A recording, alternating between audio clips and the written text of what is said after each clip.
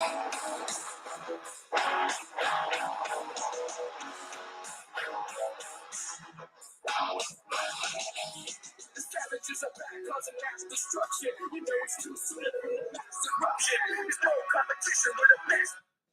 I had to come in with some dance moves and some vibes because this is gonna be a fun show. I told you this was gonna be unique, and we were gonna kick it off like we've never done before. And this was the time where we were gonna buy the groceries and we were gonna unload the fridge and we were gonna have a good time. And then some foolishness stuff started to happen. And I told you we're an emotional podcast. We're sports. We're emotional. We're DFS. We break the mold. And right now, I was about to go home. My boys got off of work feeling good, about to get lubricated. And here we're about to talk about a new sport. We're about to filter through some information and really learn a lot about a lot of things tonight. But one thing I learned, man, human nature is an ugly place sometimes. Debo Samuel tonight, this evening, depending on your time zone, the poor man had to face legitimate death threats tonight, and I am sickened by this. I had this confirmed by a 49ers, basically an online beat reporter, essentially, like loves the team, follows the team. He's going to be on in a few weeks, by the way, May 3rd. Shout out to my man for coming on. So we'll talk about this more, but it sickens me that people would be so upset over laundry that honestly, over laundry, that you send this man a death threat, you know? We saw Clint Capella got hurt tonight because he pulled Evan Mobley down and got hurt. And at least that one, it's like, okay, you could see maybe Clint Capella and Mobley were in a heated moment, the playoff moment, passions were flaring and some street justice was done and emotions got carried away. But as a fan, to threaten somebody's life is sickening. It's repulsible. It's not cool. It's not like. And I just wanted to mention, how uncool that was. Now on the flip side, Justin Freeman of I want to say Established Run, but that's not right. Run the Sims actually went to Alabama with his family and his kids this weekend, and they're having a family vacation, and they were featured on a USFL video. And I have to say it was really cool because you saw this fantasy guy Run the Sims. He was with his family covering DFS and then got shouted out by the USFL. So not only are they buying into the DFS community and the gamblers and actually have a team called the Gamblers, but they legit wanted to highlight a true gambler and a better person in Justin when he was with his family having a good time. I want to speak on how affordable the tickets are. They're similar to baseball prices. They're welcoming of kids. They've really bought into social media, letting people pick the mascot name, stuff like that. This league is just doing some fun, innovative things. So when I heard the Debo Samuel news, I was sickened, man. We got to get better than that. So as people, we got to get better. Emotionally, we got to get better. This is emotional sport. And so when I saw bullshit like that, and now the Hawks are doing more dirty things, man. When I see emotional things like that, I want to speak on it. I want to do this by myself so that way my words were representative of myself. And then I'll bring the boys on here in a minute and they can speak for themselves. But I just wanted you to know this is my opinion only. And so we'll bring in Mike and we'll bring in Gov and we'll kick off this USFL show with a bang. And I want to shout out all the bigger YouTubers, all the smaller YouTubers, and anyone in between who's ever supported this show. This is about to be our WrestleMania moment, and that's why I had to kick it off with my man's music. Shout out to Nick, who is a professional wrestler and a rock star, and he let us use his music tonight as an intro. So go over to his channel. Link will be in the description. It's really affordable music, really great music if you're into punk rock music. So shout out to you, brother, for letting me use it, and we'll try to get you some buys down the line. This guy has some really good stuff. But I'm gonna bring in Gov and then Mike. What's How's up, Donut? How's everyone doing tonight? How's everyone doing? What's going on? Doing good. I wanted to do that monologue myself, just in case that wasn't you guys' opinion. I didn't want to box you in and make you uncomfortable. But that really did make me sick to see that Debo Samuel legit got death threats. Yeah, that's sort of the extreme. Like I always look at everything from a statistical point, and I try to throw the extremes out on both ends. There's going to be people who are going to make death threats because a player on a football team unfollowed the team on Twitter. There's going to be people who are going to be on the complete other side and be like, why does anyone care about any of this? And the only two things those people might agree on is just get rid of the sport. Yeah, I have to throw out extreme opinions on everything. It's one of the reasons I don't like politics. Yeah. I have to throw out extreme opinions. I'm way too on the center line to deal with all that crap. What's going on, Rob? By the way, Rob, we got a live viewer here. Rob, he's gonna fly with us. If you got any questions about the USFL, Rob, I'm trying to win everyone's money tonight, including myself. But if you guys didn't know real fast, if you guys made a lineup, I hope you guys got your free ticket. I don't think this is good news though for the long-term viability of our prize pools. I got to be honest.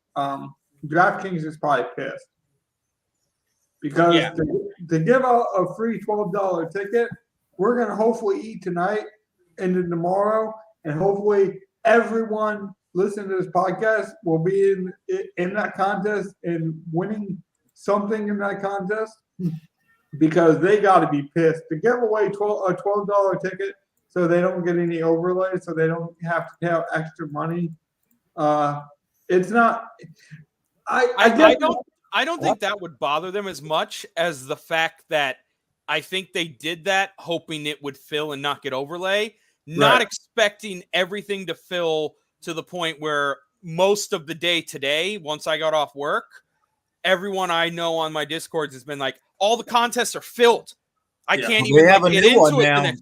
But it's not the 100K. Now it's a smaller one. It's still pretty good, and I think $2 cheaper or something like that.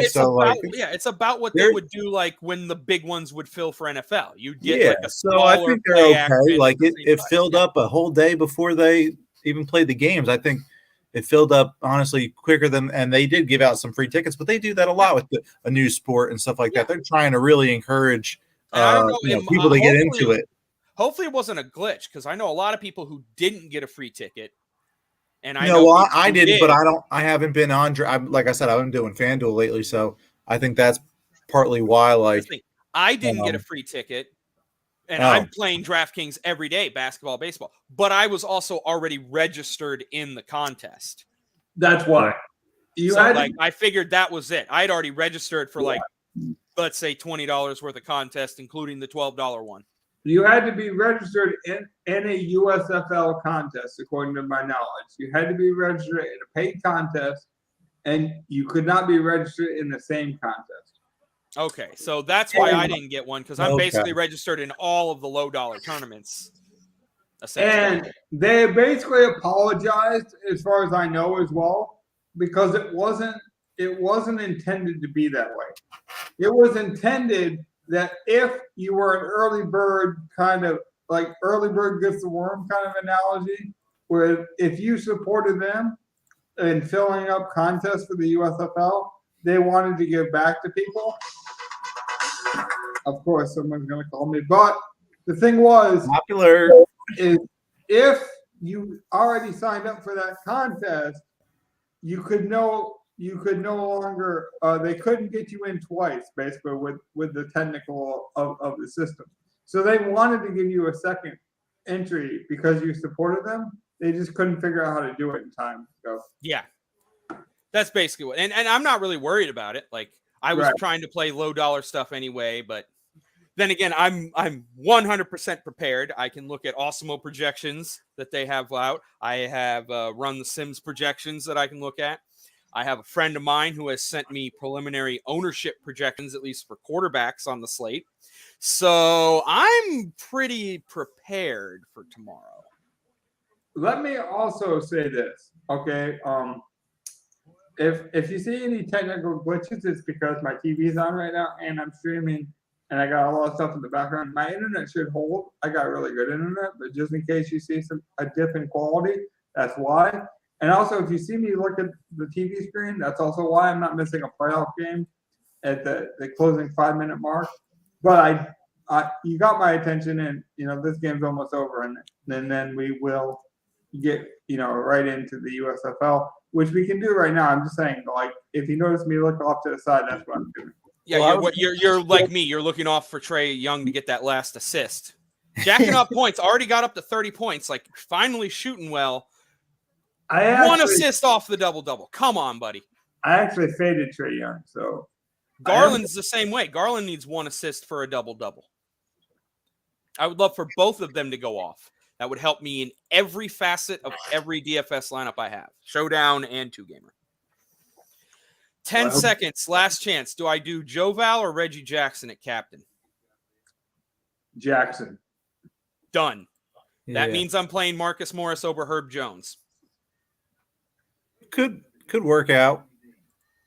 My 2 top optimals were Reggie at captain with CJ, Joe Val, Ingram, Morris, Terrence Mann. Let me tell you My why. next one was literally a 2v2 where I put Joe Val at captain and switched Morris to Herb Jones. Yeah, let me tell you why. So if I'm wrong, at least the justification is there. Because that's my thing. Is I'm not afraid to be wrong. We talked about this a couple weeks ago with Mike and me. As long as you can justify why you're wrong, I have no problem being wrong. Like, the problem with being wrong is when you do things with ill intent. So, but the reason I like Jackson is he already had like 40 minutes, and now Paul George is out. He's going to get minutes. And so when you're dealing with tiebreak scenarios, I always lean toward the guy who's bound to get the most minutes. I agree with that. So that's why I chose that. And to be fair, Herb Jones had a good game last night. He's a defensive stop. He could totally just have like a 9-point fantasy game tonight. And then I only need Morris to outscore him by the difference between Joe Val and Reggie, which could be 5 points. And Marcus Morris could totally outscore Herb Jones by like 15 points tonight. He's probably going to have to jack it up with no Paul George and no Kennard. I think Reggie Jackson has a big game, and Terrence Mann too. Surprisingly, the last 2 times these teams played, it was Zubac and Jackson Hayes who had actual high-end games. Yeah. I do think New Orleans wins. I like how we got a lot of different action tonight. We got this first NBA game. Actually, I'm going to flip back over to that now. But we got Trae knocking down even more stuff. Aaron Pico's going to get knocked out again. I really think it'd be a nice payday. He's if you want to get on the fade Aaron Pico train, it's Adley Edwards plus 740. I believe he was 8-1 or 9-1 in his career. Pico's definitely getting a lot better. I don't know why I'm hating on Aaron Pico. He's not. He's definitely a much improved fighter from when he first came in as a young, highly touted prospect that everyone was just drooling over because he's got a lot of power in his hands, and if he connects, he does have a lot of knockouts on his record, but he also sometimes takes one on the chin and doesn't get up either. So I'm looking forward to that fight. That should be around 10-15. We got 2 minutes left. It looks like Atlanta's up 5. I took that fight a couple of days ago, Mike, at plus 600. So the odds for Edwards to win have went up, or went down rather. And then the other one I like is Corey Anderson. I also may have distracted Logan because I thought Corey Anderson. I clicked on the prelims for Bellator website, and it showed. I guess they ended early because they were showing a Corey Anderson fight, and then he won. And I thought, oh man, that's good for Logan's pick. So I tried to show him while he was doing the monologue, and I think it made him. He caught himself pretty good, but or recovered pretty good. But he stumbled for a little bit as I saw him lean closer. He was like, I'm like, shit, I should just shut up and stop distracting him. And then I realized that wasn't even a live fight. So I truly apologize again for totally I throwing saw you it. At first, like I thought you were Mike. trying to tell me about technical difficulties. So I was like, okay, that's not me. That's a fight. We're good to go. I wanted to just show you Corey Anderson was doing the interview after the fight, and I'm like, he won, yeah. And then I'm like seeing they just showed another fight right after that with Corey Anderson again, and I'm like, oh crap, these are just highlights. Damn it. And you might have saw me glance at my phone. I was trying to give payback, if you will, to people that got me to where I am today. And so I invited them on the podcast, some smaller YouTubers and stuff like that. Because, as small as we are, there are smaller people out there, and you can always lend a helping hand to people. And I really do believe that. So I reached out to some other smaller people to see if they could join us tonight. Because more than anything, I really want this to be a celebration, not for just this podcast and the launch, but I honestly think the United States Football League is going to be a smashing success. If not the United States Football League, the XFL. I just feel like some people are getting sick of the NFL's ways and their rules. Some people don't like their social opinions, and then some people just like competition in football in general.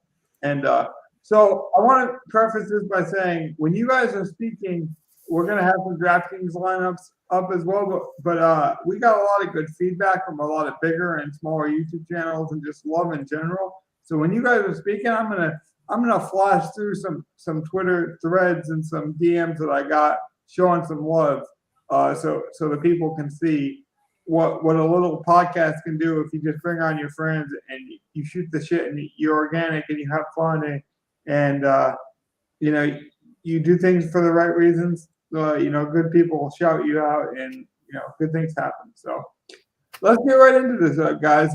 Here's what we can do, whatever we want. Like, I've seen a lot of people take this in different directions. I've seen a lot of people make like parody videos and joke videos, and people took it super serious like it was NFL Week 1. And I kind of want to find a middle ground where we have some fun, but we also take it serious. I don't want to clown this league either. So, did you guys have an idea where you want to start? Did you want me just to fire some questions? Do you want to fire some questions at me? I mean, I'm fully loaded. I probably watched almost every USFL video on YouTube already. So if you need me to carry, my back is pretty strong at this point. Get the potato sack ready, buddy. Get the potato sack ready. Man, it's fully strapped on. I'm ready to go. Well, I'm pulling up all my projections and everything now, and I'll be ready to talk in a sec. I'm just waiting on Trey. I got 30 seconds left for Trey Young to get one more assist. That works. I'll go first because I probably got the least of which is good, by the way, Mike. Yeah, so you guys will have, your deep sleepers to talk about, but I'll go with the guys that I remember who've played in college and just so for starters on the New Jersey Generals, it would be Mike Weber. Logan mentioned him in the last podcast, but I would have liked to play him tomorrow, but right now he's listed as questionable, so you may want to stay away from that guy, actually. But going forward later on in the season, I definitely think he's a guy to watch out for. Staying on the Generals, I believe it's going to be Luis Perez. Logan, is that right, with the starting at QB? Because I know they brought in another guy. He's the one I have projected in. They had DeAndre Johnson, but right. I have Luis Perez projected in right now. So here's the thing. So Luis Perez will get the start according to Twitter and according to his dad. He will get the start, and that's honestly as low as we are getting at this point. And it's unfortunate, but they don't really have beat reporters. So honestly, if someone tweet. His dad let all the fans know that his son will be starting. He was told he will be started by the coaches. They plan on doing a 49ers-like scenario where Johnson will come in like a Trey Young quarterback. Or Trey Lance quarterback. And so there are some books out there right now that have Johnson projected as a starter. And there are some props, I believe on Fox Bet, where you can, or at least this afternoon, I think it still might be live, where you can bet a 10th for Johnson. And they had the over-under at like 20 at one point. So if that's still available at any books, I would smash the under on that, because I don't think, I mean, I'm projecting him as the backup. He might get a Marcus Mariota type goal line carry or something. But to get 20 attempts as a thrower, I don't see that happening. So if that's still out there anywhere, even offshore, I would smash that if I was you guys. One of the other reasons I liked Perez, the quarterback, was one player that popped out, one name that popped out that I remember being a very solid fantasy player in college was Kevontae Turpin of TCU. I remember playing a lot of college DraftKings or FanDuel lineups, and he was like a guy that I'd always look for, because even as his freshman, he was a guy who was, I think he was a running back back then, and they just were like, we got a good running back now, but we got to get this guy on the field. So we're going to play him in the slot. We're going to get him touches wherever he can. And he was always a cheap guy that you could get as a backup who would have value. And they got him playing receiver now. So you could – the thing I like about it the most is, I think we talked about this, you're definitely going to want to stack in your in any way in your lineup. So you can get a cheap quarterback, and then you can get Kevontae Turpin and Devin Gray at 7,400, 7,700. No, excuse me, not Devin Gray. It was Jamon Moore. It was one down. So 7,400, 7,300.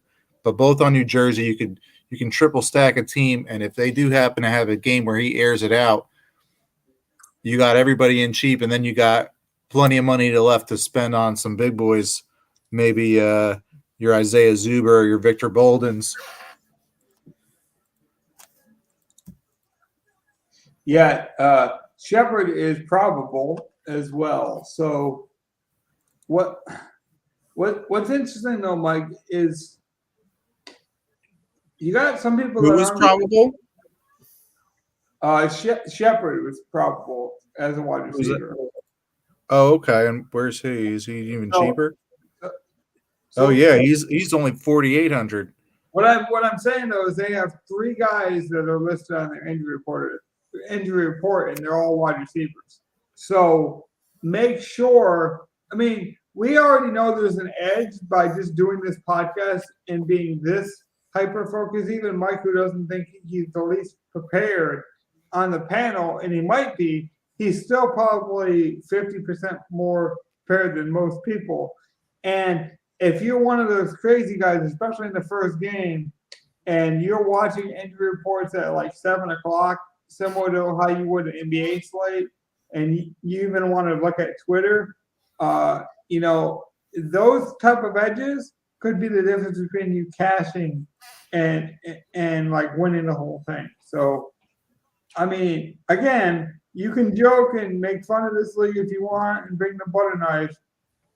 I'm bringing the steak knife, man. I'm ready to cut that filet mignon. I don't know about you guys. Maybe we even get that Kobe beef. Oh, or Wagyu steak. I've heard Wagyu steak is the next Kobe beef, or even better, next level. I want to eat the brain of a baby kangaroo. I don't care. Like, whatever's the most expensive thing you can shovel in front of me. And then we'll put some gold shavings on it too. We'll fly you out there. We'll make it all happen.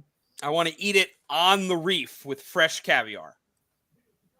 Okay, Mike, ask me any question about any player, and we'll see if I've done some research on them or not. Okay. That's a good all right. So Tampa Bay. Oh no, never mind. That's I just want to say I don't see people do this, so I want to do this for the people, because what's been happening with a lot of these shows is they'll bring on a host who's recognizable in the fantasy community, right? In the NFL community. They'll bring him on just as like a commentating voice almost. It's like a familiar voice in the fantasy community. But he knows nothing about the United States Football League. He knows less than Mike does. And then I'll bring on somebody who's just been sweating it in his mom's basement over this United States Football League. And that guy knows all the information and nobody else knows anything. So we're already ahead of things with projections and my knowledge and even Mike's transparency to be like, look, I'll be the guy who doesn't know everything and be the common man. So there's that. All right. I got a guy for you. I'm going to look up because I think I know where he went to college, but maybe you'll know for sure. Mm-hmm. Stevie Scott, the third. You are looking at the same running back I was going to ask him about. I'm looking at my list. I'm like, I remember him. I'm pretty sure I'll say, I think it was Indiana was where he went to college. I believe I'm looking it up. The only thing I know about Scott is he's on a team. Indiana. Okay, so the only thing I know about Scott from all my research is I believe, and if you guys don't know, this is a good point, so I'll make a good point whether I'm right or wrong. The rosters for this league are very unique. They made it so, and that's why DraftKings has the flexibility that they have, because they made it that some teams don't have to carry as many tight ends as others. So you only need to have 2 running backs on a roster, and you only need 2 tight ends on a roster, or you can mix and match and kind of go from there. I believe Scott is on one of the few teams that only has 2 running backs. So still young. He's only 21. Am I right about that? Like, that's what I know about Scott. He is sharing a backfield only with one other person, and I think he is the pass catching back in that field. Let's say so. Cameron Scarlett would be the other running back in that field, and I would say, yeah. And I feel like I might know where he went to. Did he play at Florida? Scarlett? I'm going to look that up too. You guys, if you know what you're talking about with him, go ahead. I'll look it up. Mike is downplaying. I got to give you a shout out, Mike, because you might not know that much about this league, but Mike knows a lot about college. So don't let it fool you. Mike knows, I told you, way more than most people already do, just based on his love for college athletics. Yeah, thank you. Again, kind of like the Turpin guy, he was a guy that was like third string on a good team as a freshman, and so I would take those type of guys, like a min-price guy who's playing against a no-name school, but they're a powerhouse, so they're going to blow them out, and then in the fourth quarter, you're going to give it to this guy who's going to still run all over him because he's still super talented, and even though he'd get like 5 to 10 touches, he'd get 20 points at min-price. So I was right. Scott is in the backfield with only one other running back. That's all I knew about him. Now, I will say, now that I pulled up his profile, I do remember he is coached by the Michigan Panthers' Jeff Fisher. This man is delusional, okay? And the best and worst ways for his career. He recently said in a USFL video when interviewing him, they asked him, they said, I believe the question was something like, you, the one coach who has the most NFL experience, how do you think that's going to bolster you into this league, right? Something of that nature. I'm paraphrasing, obviously.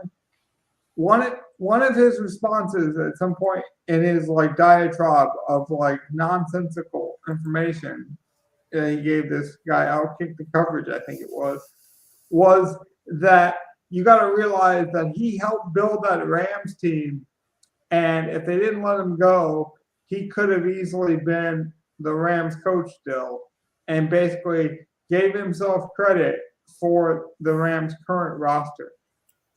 So as we tie that back into the United States Football League, we know he's delusional, but we also know then if he's that delusional, he must stick to his guns.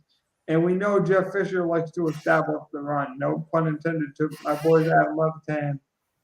But this man's going to want to run the ball all day long. we see a heavy play action style with this guy, and now that he's only got 2 running backs, Scott could be a sleeper pick for the Michigan Panthers. I do specifically like him tomorrow for my tournaments. Yeah, perfect GPP plays in the tournament. Yeah. I do want to clarify. You said it was Cameron Scarlett, right? That's yes, who you asked? That's okay. the other backup. He's the other running back for Michigan. Okay. Not who I thought it was. I was referring to Jordan Scarlett. That was the Florida guy. So, yep. Full disclosure. There was one thing I did see. Scrolling down, I see Sage Surratt at 3,900 in the tight end. He went to Wake Forest. Yeah, he was really good at Wake Forest. Yeah. I'm surprised he's a tight end. I did not know that. I thought he was definitely a wide receiver. I don't remember him being particularly no, Mike, don't pay big upper body, but he was fast. Don't worry so much about the positionality they have. Basically, pass catcher. Okay. But for 3,900, yeah, he's a must play. He's the one name I'm kind of shocked to see. Not in the NFL, because I remember how good he was, because I watch a lot of Virginia Tech games, and I remember that name. Sage is kind of a unique name, and I just remember he was getting the ball all game and crushing us. He might have been crushing number 1 draft pick or first round draft pick, excuse me. Now I'm drawing a blank. First round pick from Virginia Tech. He sat out the last year then he was drafted 23rd to the Titans. Farley? Farley, yes, thank you. Caleb Farley. Yeah. I don't know that he necessarily roasted him, but I never was that high on Caleb Farley to begin with. And I don't think he did that good last year. He gets a lot of picks, but he also gets beat a lot. But by the way, I'm going to digress. I'm going to get going here in just a minute, but Sage Surratt did have a cup of coffee with the Lions during the preseason of this last current year. So there's that. He does have NFL experience, and some of you might laugh. It's like, oh, Logan, you're talking about preseason. Some of these guys don't even have NFL experience at all, and Sage Surratt at least played deep into the preseason. So. Gov, is there any other player you want to touch on? Do you want to talk on Sage Surratt? Go ahead, give the people what you got. Oh, yes. I was honestly looking through my projections right now, and another name I wanted to hear your opinion on was running back Madre London, because he's a guy I've also been honing in on since I've had my projections. So he just looks like a safe play at running back. So here's he might be the cash running back, in my opinion. Here's what I know about London. London had a chance to play in the preseason of the NFL. He opted to play, I believe, in Europe, not NFL Europe. He actually played in an actual international European league that did American football. Or some version of it. I don't know if it was more like Canadian football or I'm trying to pull them up now. No, that's not right. Forgive me, the screen's a bit smaller on my end. But as I pull them up, so he actually played in a league overseas, overplaying in there, and he was so much better than his competition, Gov. I believe he ran for 1,300 yards more than the closest running back in the league. So that speaks to the talent gap that he's used to playing under. So some people are comparing that to this league in terms of he's used to playing with lesser talent. So therefore, he's going to come in confident, okay? And then because he doesn't have any preconceived notion of how the Western American football fan thinks of himself, say like a Paxton Lynch, who might think he's, too cool for school for this league, or we talked about it last night with Colin Kaepernick, wouldn't even give this league a sniff. this kid obviously just loves football. Similar to like a Zach Zinner, just going to put his head down and go to work. And I mean, you could say, yeah, that league might not be as talented as the NFL, but he had over 1,000 yards more than the closest running back in that league. That has to mean something. I think it does. And I was looking at it from a DFS perspective. He's like, most of my projection sites have him as either third or fourth highest running back. And he's so much cheaper than the top guys like Tony Brooks James, BJ Emmons, that I just think he's got a great value point. Now, he is definitely a smash play waiting to happen. I will say this. I would say his matchup might be bad because he's playing Tampa, so they might be behind. But it might not matter. I would also know, do you know if he has any pass catching ability? Was he a pure runner, or did he have any kind of catching in Europe? So it looks like he might be more like a Philip Lindsay type in terms of he can do it. He looks like he can do it more than he's actually done it. I will say Gross-Check is also on this team. I believe they only have 2 running backs on this team. But Gross-Check is the big back. He is the grinder. I expect him to be the goal line runner in short yardage. Yes. If you guys have paid attention, and I'll make a silly reference, but I really do mean it in the way he plays. If you guys have seen that TV show Friday Night Lights, this kid has drawn a lot of comparisons to the real life Tim Briggins. This white running back, and the reason I bring up a white running back is, if we're being honest, there's not very many white running backs in the NFL. He wants to get to the NFL, and he wants to represent a demographic of white running backs that can be successful in the NFL. He's pretty much said it without being geopolitical. And he's got the mullet. He's a big, like, physical freak. So nobody knows what is going to happen with this backfield. One of these guys is going to get the touches because I believe the coach for this team is Sutherland, who was Kevin Sutherland, who was a running backs coach for like 25 years in the NFL, most notably with the Minnesota Vikings and Adrian Peterson. When Adrian Peterson went for 2,000 yards, funny parallel because you brought up London. When I said London had all those rushing yards, he had like 2,100 yards rushing in this European league. So we know they're going to establish the run. Mike mentioned the Michigan Panthers running backs, and this team, those 2 teams, the Michigan Panthers and the Mauler, are projected to be the 2 heaviest run teams in the league. Now, the interesting part is they might not have the pass catchers, and with DraftKings being a point per reception, you might want to go with a more guaranteed pass catcher like a guy like BJ Emmons, who might get more run as the pass catcher, or Fedora also likes to use his running backs as pass catchers. Very true. Very true. I do want to say, changing gears, going back to QBs, and since you mentioned Michigan ones, that's Jeff Fisher's team, right? Yeah, and the Michigan Panthers.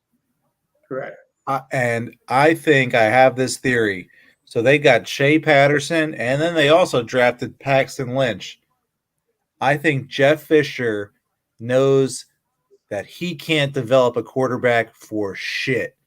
And he said, all right, well, chances are whoever I draft with the first pick I was gifted, I'm probably not going to be able to make it work for that guy. So I at least have to have a decent backup option so I can blame it on, well, this guy, I don't know. But I've never liked Jeff Fisher. He ruined Vince Young's career. And that's all I'll say about that. That team's going to suck. I already went in on Jeff Fisher I don't know if you heard it, Mike. He literally said that he helped build the current Rams team. Oh yeah, that was a joke. They were They were only garbage the entire time he was there.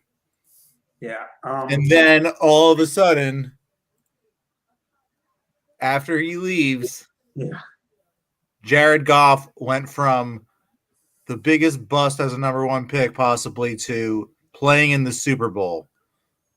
And yeah, they ended up moving on from him, but Sean McVay took him to the Super Bowl where Jeff Fisher almost made him look like Josh Rosen, who was practically out of the NFL. So let's get back to the Michigan Panthers on a positive note, though. Shea Patterson is reconnecting with his former wide receiver and Quincy Ajobo, who played at Michigan. I can never say that name. He's a Michigan wide receiver. I couldn't say his name back then. I still can't say his name. I think it's Ajobo. I've heard it pronounced 1,000 different ways. Attaboy, Joe. Yeah. No, people actually call him JoJo at Michigan because they refuse to say his name. I mean, I think it's Ajobo. Governor has a lot better at these pronunciations than me. How would you say this name, Gov? That would be Adebayo. The J is a yo. I've heard it 1,000 different ways. That's even better. Attaboy, yo. Quincy Adebayo. Yeah. That's how I would say. Yeah. Now, I would wish I could see a chicka over the E and pronounce those a little differently, but now, I'd go Adebayo. Now, JoJo, you're gonna have to spike that coffee, JoJo, and you're gonna have that morning JoJo, and you're gonna have to become the MVP of the league like Giannis did, and then I'll learn how to say your name properly, and I won't mess it up one bit. But until then, son, you went to Michigan, and I still don't know 100% if I'm saying your name right, but I wish you luck. That's another thing is I mentioned this in my monologue, but we watched a lot of us watched Netflix's documentary Last Chance U. This is their last chance in a sense, maybe, to play football. So from an emotional standpoint, I think we're going to see good football. It might be a lower level football as a whole, but I think we're going to see balls to the wall effort. Sorry for the language. There's no other way I could think to say that, but we're going to get almost a playoff feel or a playoff energy, I think, based on the desperation and the human sacrifice that these guys know, hey, maybe this is my last chance. Because we're not guaranteed to even finish the season. I mean, some of these contests is almost overlaid on DraftKings. We spoke about it before we joined the show. So, obviously, we're really excited. I hope it's fantastic. I hope it goes off without a hitch. I hope there's fireworks. I hope, one thing I really want to mention while I'm on the topic and we can get back into the players is they've really made this affordable. And I think that was a big key to keeping it in one central location was they wanted to keep it affordable. They kept it like baseball prices. So it is attractive to families. It is attractive to grandmas and a family experience. Get grandma a hot dog, as I told Mike on the phone a couple days ago. I think, seriously, though, they're buying into this community atmosphere. And I think it's going to bleed over to the games. And so we might not see the best individual performances. But to transition back to the teams, the Philadelphia, I think they're the Stars. They won a summer league just last year, and they brought 80% of that roster to this league. So when you talk about knowing each other and camaraderie and former teammates, there's none of that with the Philadelphia. For the most part, this team knows each other. And I'm favoring Scott for that reason, especially in week one, because he knows basically all the starters for the most part on the roster. That's got to mean something in week one. I would agree with that. I like Scott as after Tamu, who is probably the chalk quarterback, I like Scott the most. Although my early projections probably have him pretty highly up there. Yeah. Tamu's definitely number one. I think Scott and Slaughter and McGaughan are probably the next ones. Then it's Pick'em, Patterson, Lillette, Perez, which might be sneaky if Perez is not getting any ownership. Perez is slower than Tom Brady. If we're all betting people excuse me, we're all betting people with DFS and gamblers. Honestly, no joke. If they set up a 40-yard race, I'm taking Tom Brady over Perez right now. So That's Perez, yeah, that's sort of telling, dude. Okay. Yeah, I mean, I'm not joking. So like, if this guy, is he like Jared Lorenzen? Is he like just huge? he's not fat, just like he's a plotter. The man has to step into it, really. Yeah, he's a skinny Ryan Mallett looking kid, like really tall, just terrible footwork. I mean, talented arm, has some ability, and similar to London, he's played in these lesser leagues. So like, he's not going to be like one of these guys again that's like, oh, this league's beneath me. He's used to playing in leagues like this. He's gonna treat it seriously. Where some people, like if Paxton Lynch, might be treating this like a lunch break, just trying to get NFL footage. And so they might not be taking their training as serious. One thing I wanted to say about Scott, though, he's been drawing some NFL comparisons, and I've heard comparisons all the way from Brett Favre.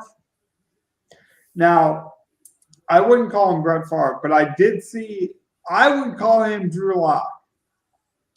And if you put Drew Lock in this league today, I think he is the number one pick. I think everyone would have him in their DraftKings lineup. So that's who I see when I look at Scott.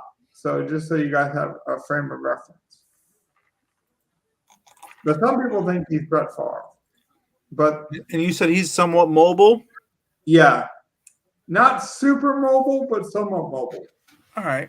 So he might not take a lot of sacks if he's got a bad offensive line. That's good. That's why I said I like Scott as my second best quarterback. I think he's got the best arm in the league.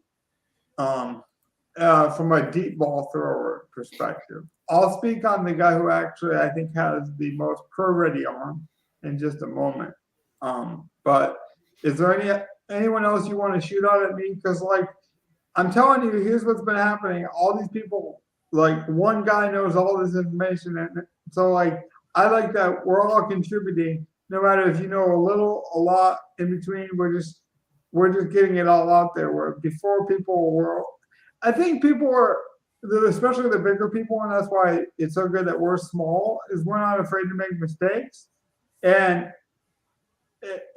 these bigger YouTubers and DFS people, they're banking on projections. Like they're making projections. They make their money, selling projections to other people. So like if they say, hey, Larry Rose is gonna play running back and he's gonna do good, and then he goes out and gets 0 points, that's a big egg on their face when they sell, a product for $100.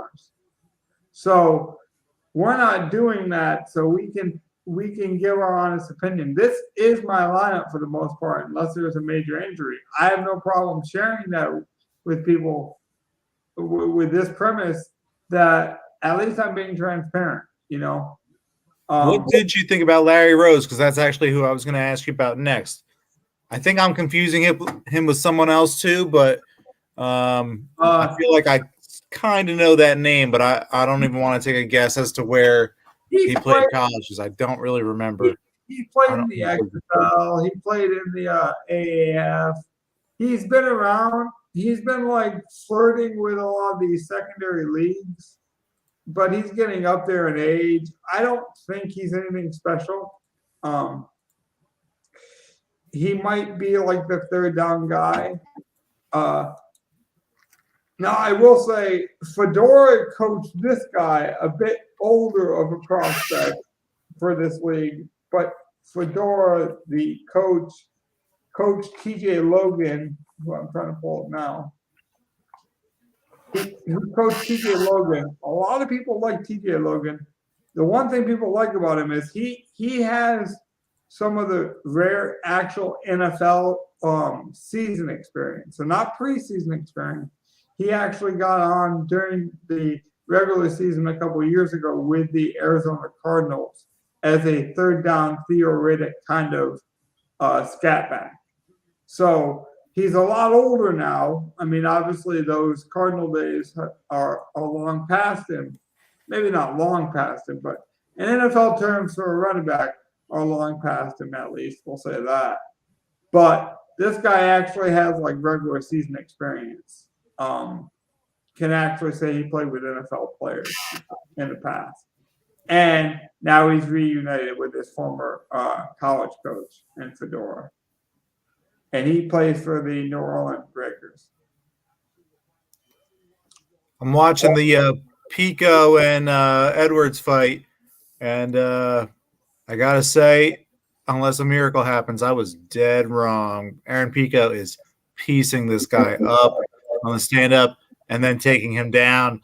And then there's been some decent like defense by the guy. Like he's taken a lot of shots, but he's been knocked down now, knocked down or taken down like 5 or 6 times. Like he's just getting worked by Pico. Pico looks a lot better than I remember. I mean, he was always powerful, but he is polished now. Well, I'm glad you brought up Pico because like people, I mean, I think it's a good correlation tie-in. I mean, some people only watch the UFC events, and like there are going to be people like that in the NFL that only watch the NFL. You know, I was listening to Justin Freeman of I always want to call it Established to Run, but what is his Run the Sims? Justin Freeman of Run the Sims, who actually gave us a good shout out today, so I appreciate you, man. But he was saying that we got to understand that people that watch the NFL do it because of a long-standing history, right? Their dad was a fan of the team. The laundry means something, you know. They watch the game. It's ingrained. It's very ingrained. Right. Yeah. It's almost like a family tree. Where me and Mike are huge MMA fans, so we're gonna watch Cage Warriors. We're gonna watch, you know, Bellator. We know who Kayla Harrison is, and you know Macy Barber, and some of these younger prospects. Where some people don't even watch the prelims, and so like that's kind of what this league is the prelims. But Mike, you know this as well, being a fight fan or being a fan of, you know, some of these niche sports. You know, Gov even watching, you know, he talked about Yokozunos and anime, and like we're guys who obviously go against the grain sometimes. But with that, you get really hungry people. Now, the reason I don't like Rose, to tie it back to your original question, is Rose has had many chances to be the guy in these secondary leagues and hasn't done it. Now, maybe that was the coach's fault from previous times, and he's going to go out and ball. But this is one of the rare teams that actually has 3 running backs as well. So there's that. So there's a lot more competition in the backfield. So I would fade Rose. If I was going to play anyone from the Breakers, it would be Logan. And it's not name correlation. It's just it's relationship with the coaches. When I'm trying to do tiebreakers in the NBA, I'm looking at minutes per game, right? Minutes are the tiebreakers. And so like any kind of correlation or like familiarity with these players, it might favor minutes, you know, like coaches. How do I say this without being an asshole? I guess I'll risk being an asshole saying this. If these coaches were any good, right, they would be running backs coaches, or they'd be offensive coordinators or special assistants. There's a reason they're not in the NFL, okay? So they also, we talked about how hungry the players are. They're also hungry for a paycheck, right? For an opportunity to prove themselves. So they're going to lean on the players, on the experiences, on the schemes that they know, you know. And So we should be aware of that. Like you should know that there are 3 coaches right now from the Mountain West and from the the Western Conference of college, which tend to go more spread and tend to go more run and shoot kind of gun style. And then there are the Jeff Fishers or the Maulers who all run heavy. There is some analytical data that if you guys really dove into, I think there'd be an edge there that you guys should look into before these games start. Anything else? Any other random players you want to throw at me to see? I like this because then we end up throwing a lot of spaghetti against the wall and see what sticks. Okay. Let's. Okay. Let me do this to you. How about you break down the Houston Gamblers defense? Throw what you did that to me last night, sort of flipping the Bulls question on me. So how about instead of one player, tell me about the defense for Houston. You got any players on that defense that notable? They know what to do because they have to stop the run. I mentioned it before. Jeff Fisher is delusional. He's the Willy Wonka of this league. He thinks he owns a chocolate factory that I think is a shit factory, and so, but he thinks it's chocolate, so he's gonna try to run the ball with Jeff George. So the gamblers don't have to gamble; they know what's coming down their throats, and it's a heavy run game. And we're just gonna have to hope that they can stop the run. Now, here is another nugget defensively that I will give just as a whole overall. Defense obviously is the thing I know the least about in this league, and I think Gov knew that. But I will say this. Of all the positions on practice squads in the NFL, the deepest position in NFL practice squads are offensive line positions. That is a universal fact. You can look that up if you want to question it. Everyone in the NFL has deep practice squad, and consequently, deep carries a lot of offensive linemen. So I'm going to go on a limb and say none of these offensive linemen are NFL quality. None of them. Because if they were, it'd at least be on a practice squad. That's not to say that there isn't some athletic guys or maybe a freakish guy who's going to show out, but no one showed potential as an offensive lineman that is going to be playing this weekend, I think. So, like a game of baseball, I think the offense or the defenses will be ahead of the offense, similar to how we used to see with the old pitching in the beginning of these baseball seasons. And I think that's why I built a couple different lineups, and most of my lineup is pretty much the same. I'm going with Slaughter, who I'll speak about before the show ends, and Scott as my quarterbacks. The only 2 quarterbacks I'm going to play, unless they're barring injury. I'll let you guys know that transparently. There's no other quarterbacks I'm even considering for ownership reasons. I think Tiamo is talented, but for ownership reasons, I'm not touching him. The one thing I am shifting a lot on is defense, because nobody knows what defense is going to do well, but we know one of these defenses will probably be maybe the top 4 in the whole slate. Like, it could be that drastic. Yeah, I'll even be a little transparent with myself. I am going to play Tamu. I have no problem trying to get different somewhere else and playing a little bit of that chalky quarterback and that chalky stack. I do think I might lock the Gamblers defense just because they should have that easy, what I think is an easy matchup against Jeff Fisher, like you were saying. Yeah. Yep. One of the reasons I was asking you about them specifically, but and they're the cheapest defense, so they would allow you to do the most with it. So trying to take some NFL correlation and NFL rules along with it. I love going with the cheap defense, especially in a good spot.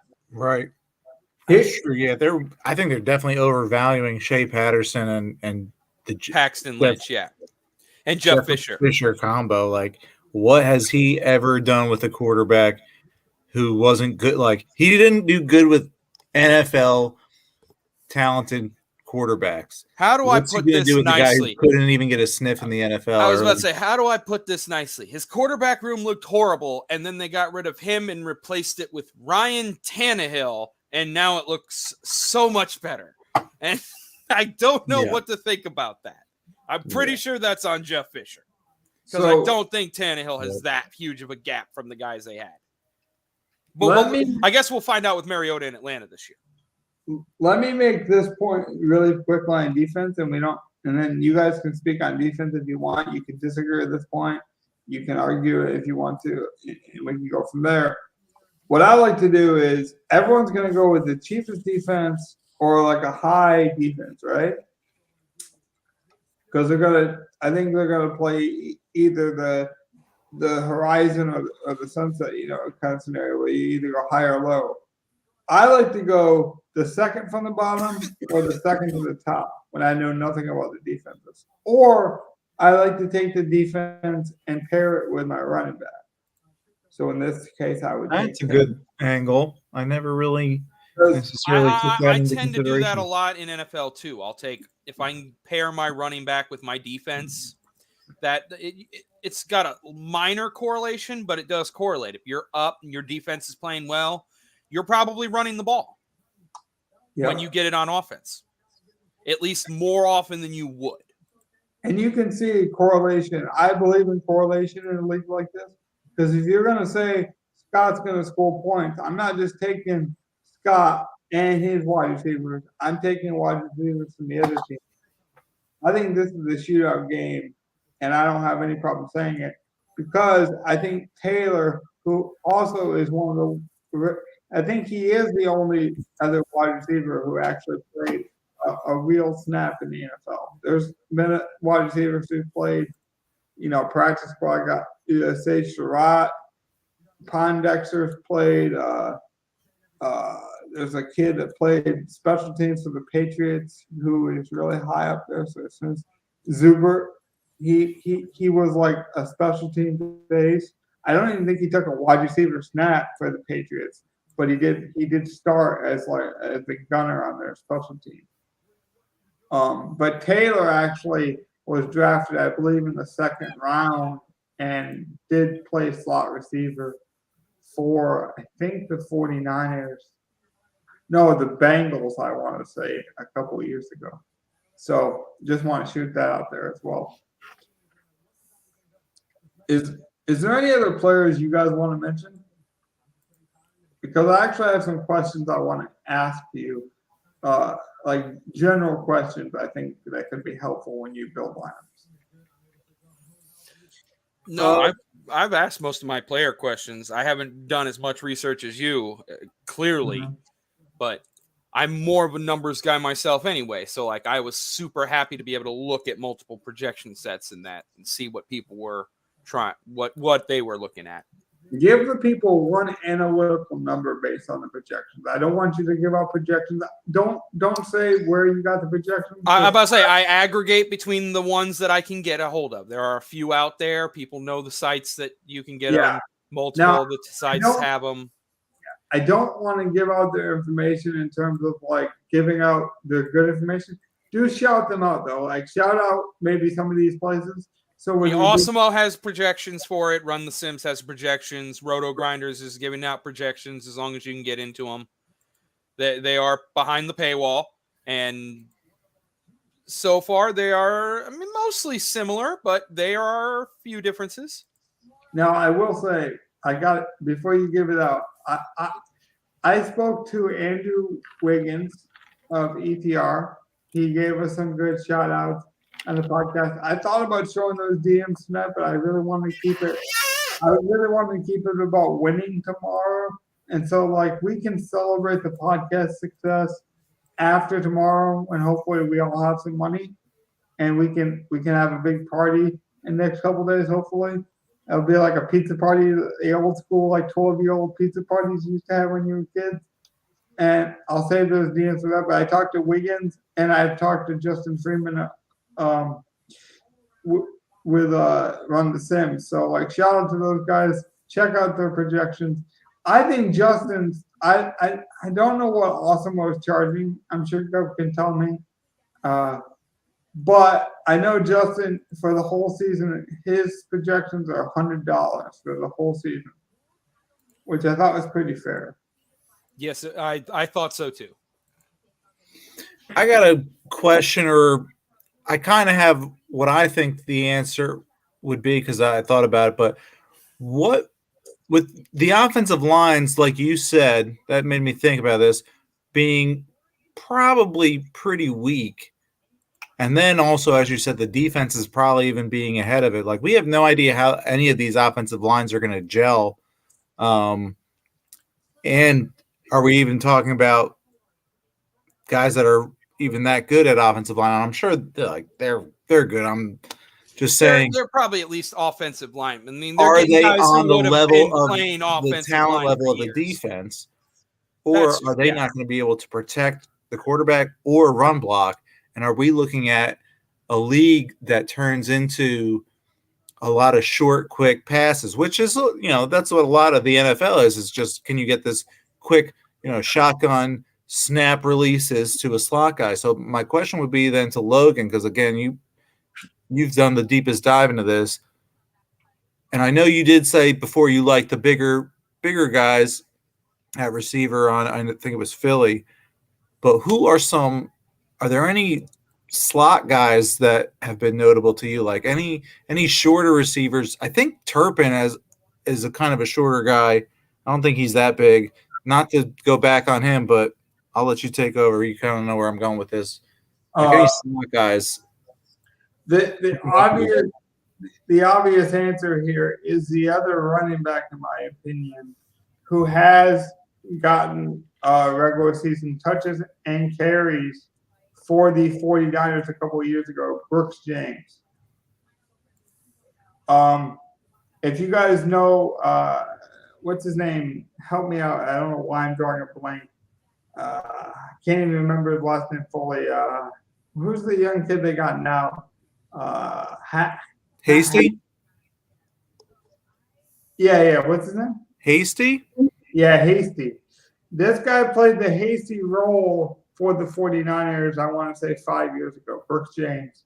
A lot of people think he could maybe be the slot wide receiver even and not play running back for the team. So instead of being a running back, he would actually be a wide receiver.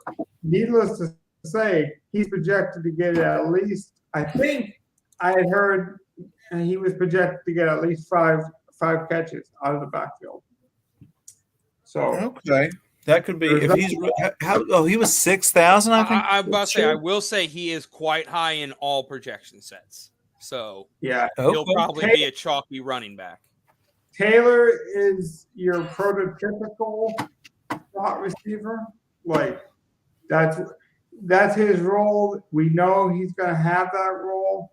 Brooks James is the sneaky guy who honestly might play more wide receiver than running back.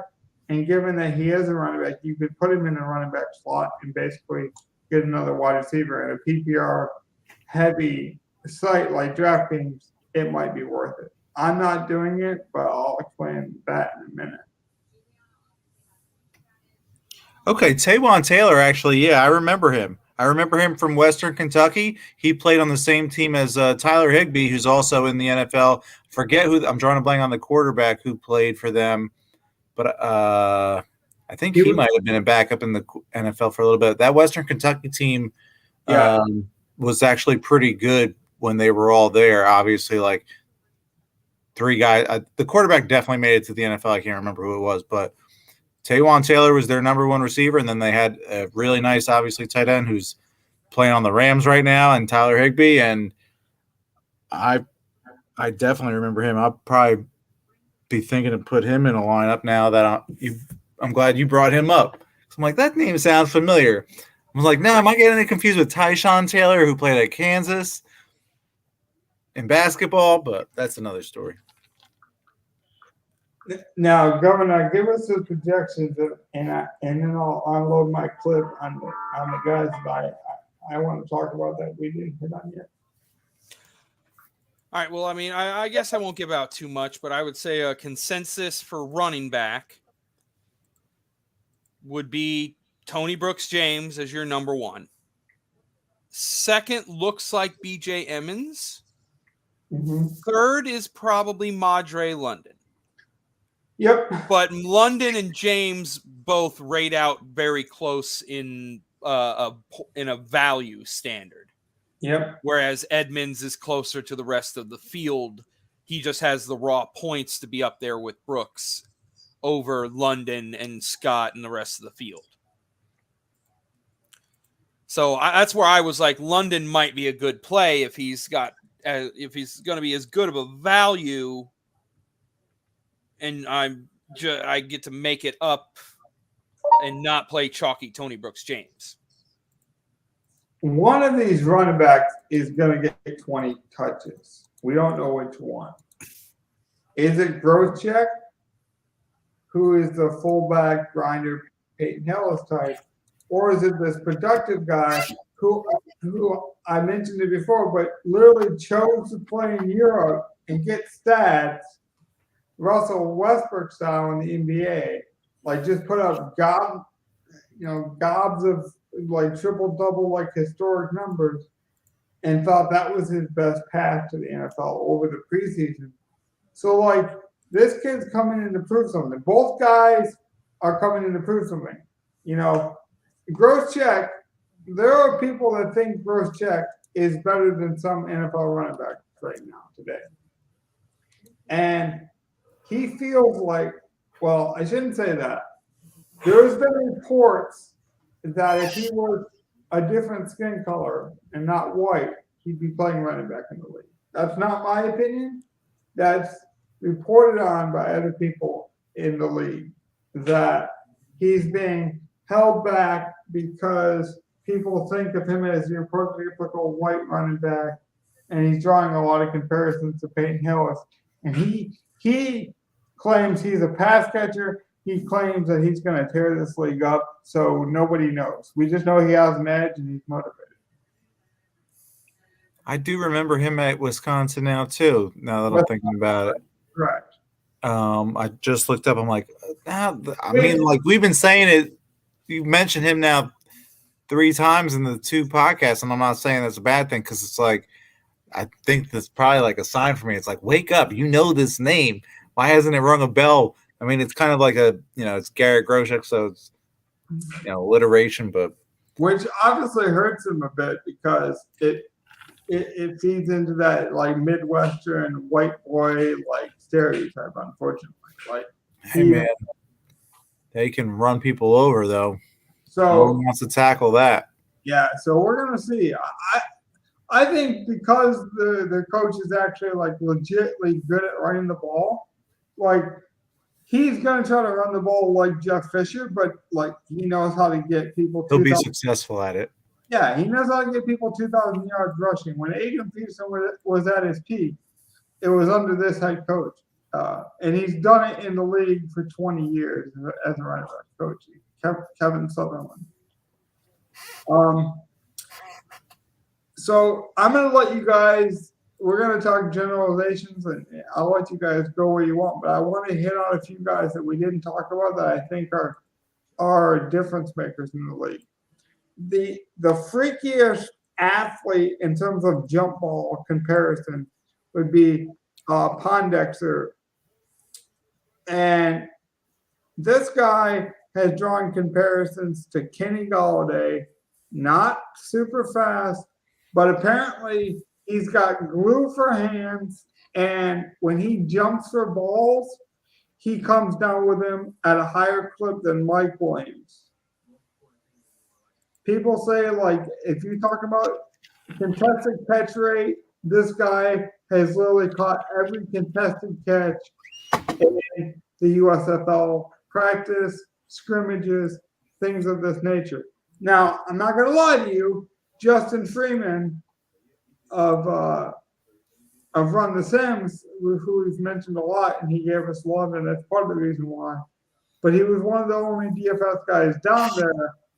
He had to sneak into these practices, and he's like, if they knew who I was, I would probably been kicked out but luckily I covered DFS and they don't know me as a reporter.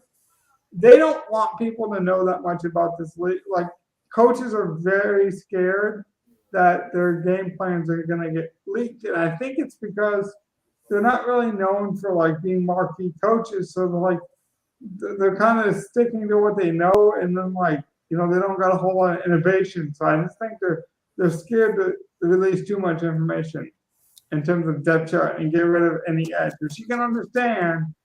But because of that, we don't know. But according to the little bit of information that's been leaking out, this guy has hardly dropped any passes in the preseason or the practices at all. But he's just not fast. So I talked about Scott and being familiar with his wide receivers, right? Sewell, and I know I'm a Lions fan, so you guys might think Penny Sewell, of course you're going to go with a Sewell. Okay, the average height of cornerbacks in this league is 5'11". This guy is every bit of 6'6", and some reports say he's 6'7.5". And it's only because of lack of professionalism and measurements and stuff of that nature that we don't actually have a true height and weight on this guy. But this guy is like the Joseph Fourier of this league. He's a mountain of a man. Okay, he's not fast, but he's honestly 6'6", if not 6'7", against most corners he's going to be facing tomorrow. 5'11". So I favor freakish athleticism when the talent level is not good, and I don't actually believe the talent level is that bad in comparison to what most people think. Because, Mike, we've seen it with the internet era, and we've seen it first in the NBA, if we're being honest, but I think it's starting to bleed over to the NFL. And I know we dogged the offensive line, but we could even see it maybe in the offensive line surprises us. I just think there's more athletes and kids out there who've used YouTube and who do these travel ball leagues, whether it be baseball, basketball, football.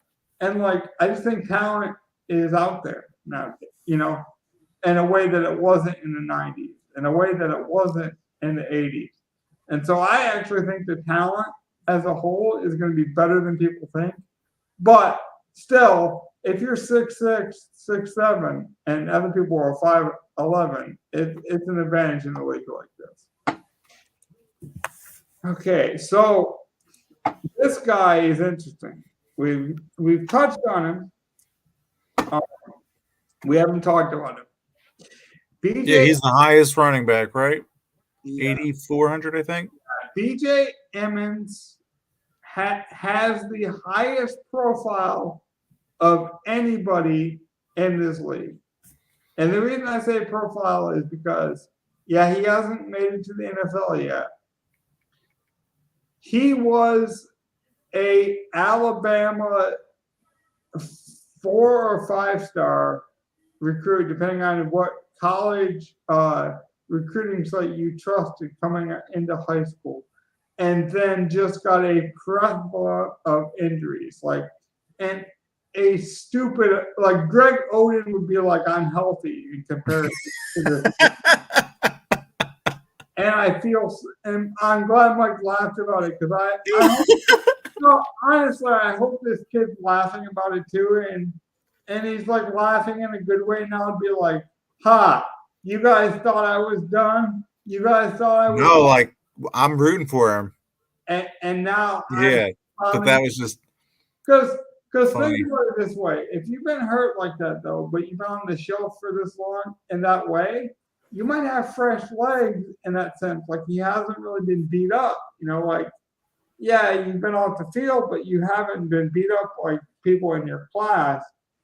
But having to come back from all those injuries, you're going to build a resiliency and a toughness mentally that most people just don't understand.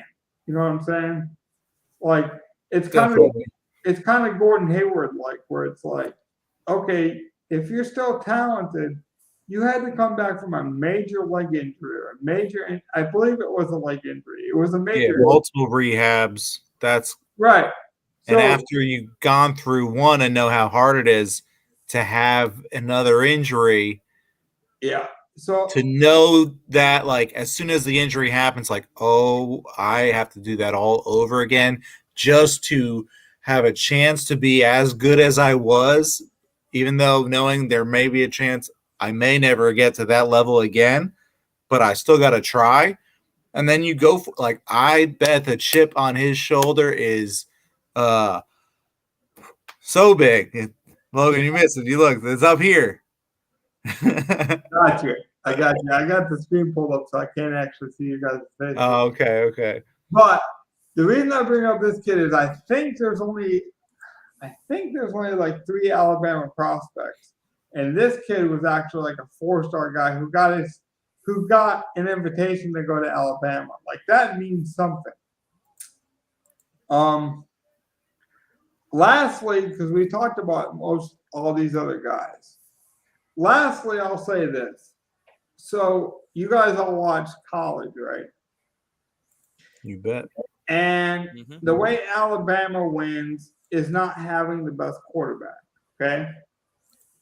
Lately they have, but you're right. Going back, all the Saban years before was. Going back to most Saban years, they haven't had the best. Yeah, they didn't have it. So there's a theory out there that says that in the NFL you need a quarterback. In a lesser league like this one, you actually want a defense. Like you just want a game manager and a defense. I disagree with that, and I'm gonna get passionate again, damn it, because I honestly believe. Again, I mentioned it with the AAU and travel ball and people giving, athletes a chance. We even see it in professional wrestling. I mean, I told you we talk about all sports and all athletes on this channel. Look, they are finding people and developing talent. I think we're going to see good football. I know everyone's betting the unders and like they're making fun of this league, and this league's going to be garbage, and this league's going to be comparable to MAC football or Division II football. I think we're going to see some goddamn good football out there, boys. I really do. I'm hoping for it. I think we're definitely going to see some teams are going to get blown out. I think some teams are going to have it together, and then some teams' defenses are just going to have it together, but the offense isn't going to be there. And I think we're going to see some lopsided ones, but later on in the season, teams will kind of even out and catch up. But I think early on, there's going to be a few that definitely break out. Yes. Yeah, hot first quarter, some bad break where one team's quarterback turns the ball over a couple times. I think it could be a wrap from there. And team like Jeff Fisher will pull theirs, play a different one in the second half. Like there'll be something. What do you guys think about London, though? Because maybe you haven't done the research, but like I say, he chose to play European football over American football in preseason. Got over 2,000 yards, and this is like his first Western experience. Like he's never really been shown on American television. Is this like I'm going to show these American boys what's up, and I'm ready for this moment? Or do you think it's like an amateur fighter who's got all the skills in the world, but like he's not used to the limelight, and that's going to hurt him? Like, or is it like what do you think? Just in generalization, like maybe you don't know about the player, just like what would be going through your head if you had his his position? That's a good question. Or how about this? While you think about that question, like just to make it more simpler to get the conversation started, would you guys go over to Europe over the preseason? Let's say you were guaranteed to play in 2 preseason games, but you weren't guaranteed to make the roster, or you could be a star in Europe for a full season. No question I go to Europe, but I'm from the basketball thing. So I'm used to saying, screw go to college. Let me go to Europe for 2 years and then I can go to the NBA. Instead of having to play 2 or 3 years in college or something like that. I'm with that. I think that's why this league's going to work. And I think, damn it, I'll say it again. I think that's why this league's going to be really talented. As long as we manage expectations. I'm not saying, look, I'm saying that I think the best teams in this league, I think, could compete with Jacksonville. I don't know if I would go there. Because we're still talking like Jacksonville's. At least they're full of NFL talent. Yeah. Whether or not they have a shit coach. I mean, they did beat Buffalo last year. Like Jacksonville might just be because of coaching. And that's what I think what'll end up happening is we'll find out real early just how bad Jeff Fisher is and just how good a few other coaches are. And those will be the teams that actually can get their teams over the hump. Mm-hmm. Going back to the offensive lines, I'll say this. It's going to come down to if they – that's the only way the league will suck. If they can't protect the quarterbacks at all, then defenses are just going to constantly just pressure it. And then it's just going to be like, well, nobody can fucking move the ball. This is, time to – that would be what would be bad. So if these offensive lines can protect and give the quarterbacks time and like, fuck it, man, they should tell the refs like, you'll let these guys hold all game until like third down, then make it interesting. But let the holding go a little bit, maybe extra, and help these guys out so that that there can be plays, because offense is what makes it interesting. Good defensive plays too, but so you do know there are different rules though in this league that the NFL hasn't adapted.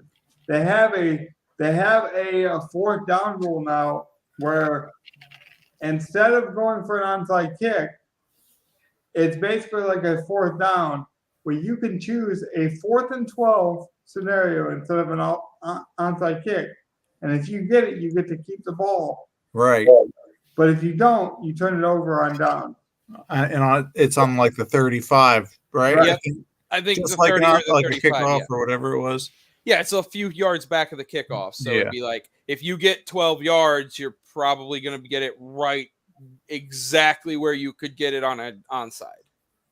But I don't really want to talk about the rules because all these other big podcasts have been talking about the rules because they're too afraid to make these big, bold projections in terms of the players because, again, they're selling projections and they don't want to be wrong, or they just haven't done the research and they're afraid to be wrong. Where you guys, I want to spend the last, I don't care if we go an hour longer or 10 minutes longer, but a theory's perspective. So, put yourself in the shoes of these players. There was a guy on Twitter that I wish I knew his name, but if I looked it up, I'd be totally unprofessional and probably get totally distracted doing it. I want to say Garrett or Gilbert. I saw him on Twitter, and he was super excited like he was in high school again. Like it was Friday Night Football tomorrow night. He was like, this is my chance. I'm super pumped. I might be too pumped to play tomorrow, And then I got thinking, Governor, when have we seen that kind of excitement from NFL players? And maybe it's assholes that send death threats to Deebo Samuel, or maybe it's money where they lose it, right? They get too rich off the hog. Or maybe it's just like that. We talked about that, genetic, that family tree, I'm playing for Pittsburgh, so the Steelers are bigger than Heinz Ward, or, the team outshadows players. But, man, some of these players are so stoked to play again. They haven't played since Division II, or, they haven't played in 2 years, and they are juiced to the gills, and not from a steroids perspective. I'm talking about adrenaline. They are just ready to go. Can you imagine that, Mike? Imagine you're the Philadelphia Stars, okay? All right. You just won a spring football league with 80% of your boys, right? So, you get to go play and a step up. It's like a beer league, right? you guys are the best bowling beer league. But the problem is you played in Saskatchewan, in Canada, and like low-level smoky-ass bar. And now you get to go to Las Vegas, and they're putting that shit on ESPN, and you're gonna be going against that bowling champion that looks like the Ross brother, the painter. So I think it's pretty cool that you made that. Well, like the comparison of how they're kind of like moving up now as a team. I mean, they are, but they all got drafted too. Like they had to get drafted, and I don't know if some of the other guys didn't get drafted in the league or what, but it kind of reminds me of like the English Premier League in soccer, where the teams they have multiple divisions, and a lot of people know that they have the Premier League, but the reason they call it the Premier League is it's because it's the Premier League in England, and they have multiple other lower level leagues, and the bottom three teams every year in the Premier League get relegated, and the top three teams from the next lower, the one lower division get moved up. And it just rotates every year. Like obviously the good teams like Manchester United and stuff like and Manchester City they usually don't have to worry about. Yeah, they don't ever get knocked out, but that's another weird one, because although all those leagues aren't really like, they're not technically connected, they all sort of feed off the same revenue stream. And so that's one of the big things about relegation, is that those teams at the bottom might end up losing like $20 million that they can spend on their team just by getting relegated. And so now you can't even field as good of a team. Right. You can't pay for those players. You got any really, of your good players, good players, now you have to get rid of them. See, I'm the dummy when it comes to this now, so I'm glad I get the role reversal. I get to shut and you guys get to teach me. So let's assume that was to happen, though. Like, let's assume that that it's happening essentially, right? That these guys are playing for that step up, because they are essentially. Like, let's say Scott and that 6'6" receiver play that Mike Evans route. They play the Johnny Manziel. Now, obviously, maybe from a skill standpoint, but not like off the field. I don't want to put Scott in that kind of social realm. But like, let's say they have that connection, right? And they just go out and torch this league. They're getting the call up, and they know it. And so Mike's getting ready. He's leaving that Saskatchewan bowling alley. Mike, what's going through your head the night before? Like, you the guy. Like, if you were that guy, you're a 6'6" wide receiver. I'm just saying, man, I gotta light it up tomorrow, and I probably won't. Even going back to when I was a kid, like night before any game. More so when I was a kid. When I was older, and I did play sports, but I didn't like lose sleep over, unless it was maybe a really big game. And so, I could see. But when I was a kid, I just like rec soccer on a Saturday, man. Like, I couldn't sleep on Friday nights. I was so amped to just like go run around and play soccer. And I slept with a basketball. I can't believe it would be any different if I had plus with the stakes that are on the line. Like, this is your chance now.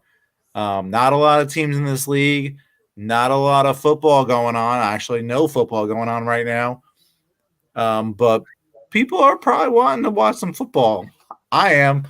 I'm excited for the draft coming up. We got the NFL draft in 2 weeks, but hey, to get us a little warmed up football wise, why not some USFL?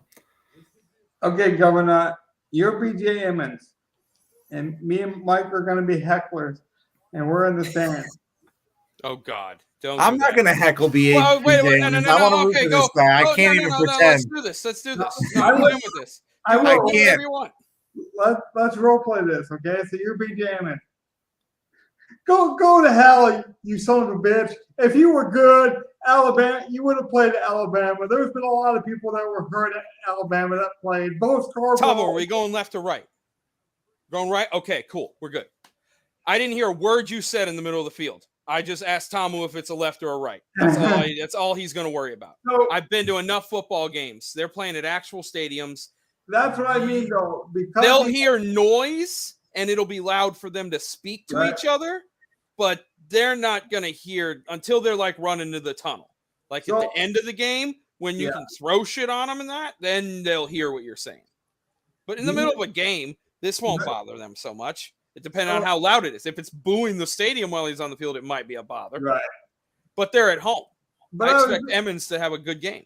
But I was being serious in that regard, though, in terms of this. So Emmons is used to that heckler mentality.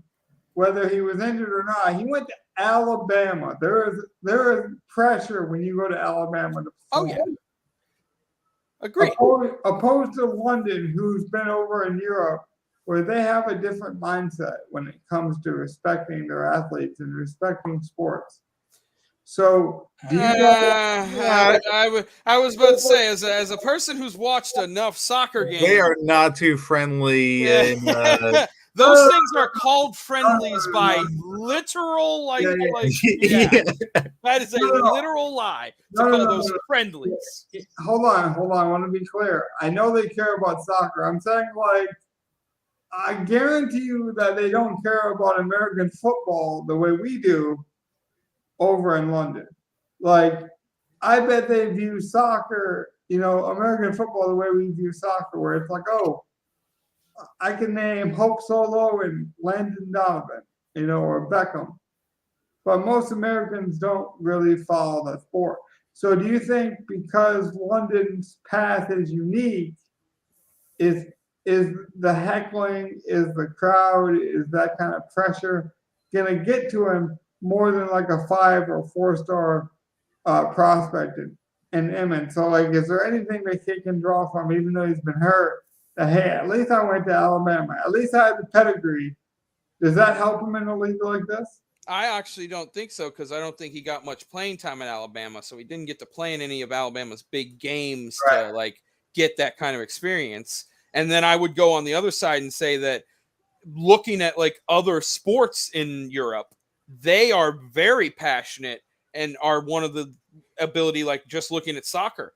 They have multiple leagues that they are able to keep afloat, and there's truthfully 100 soccer teams throughout Europe. They're just all split up between the German leagues, the Europa League, the Premier, and then really the Premier League is just the best 4 teams from all the leagues go and run the champ. That's the Champions League. Is literally they take the best 2 or 3 teams from all of the European leagues. Yeah. And they have a tournament.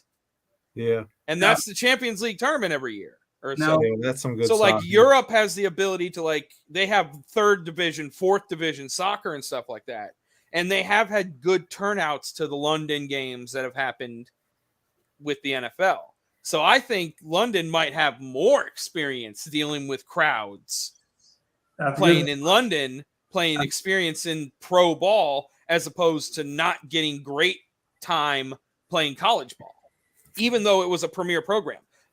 I think the fact that he was drafted by Alabama means he's not as horrible of a prospect as people might want to put on him. He actually is a very solid prospect if he's healthy and can play.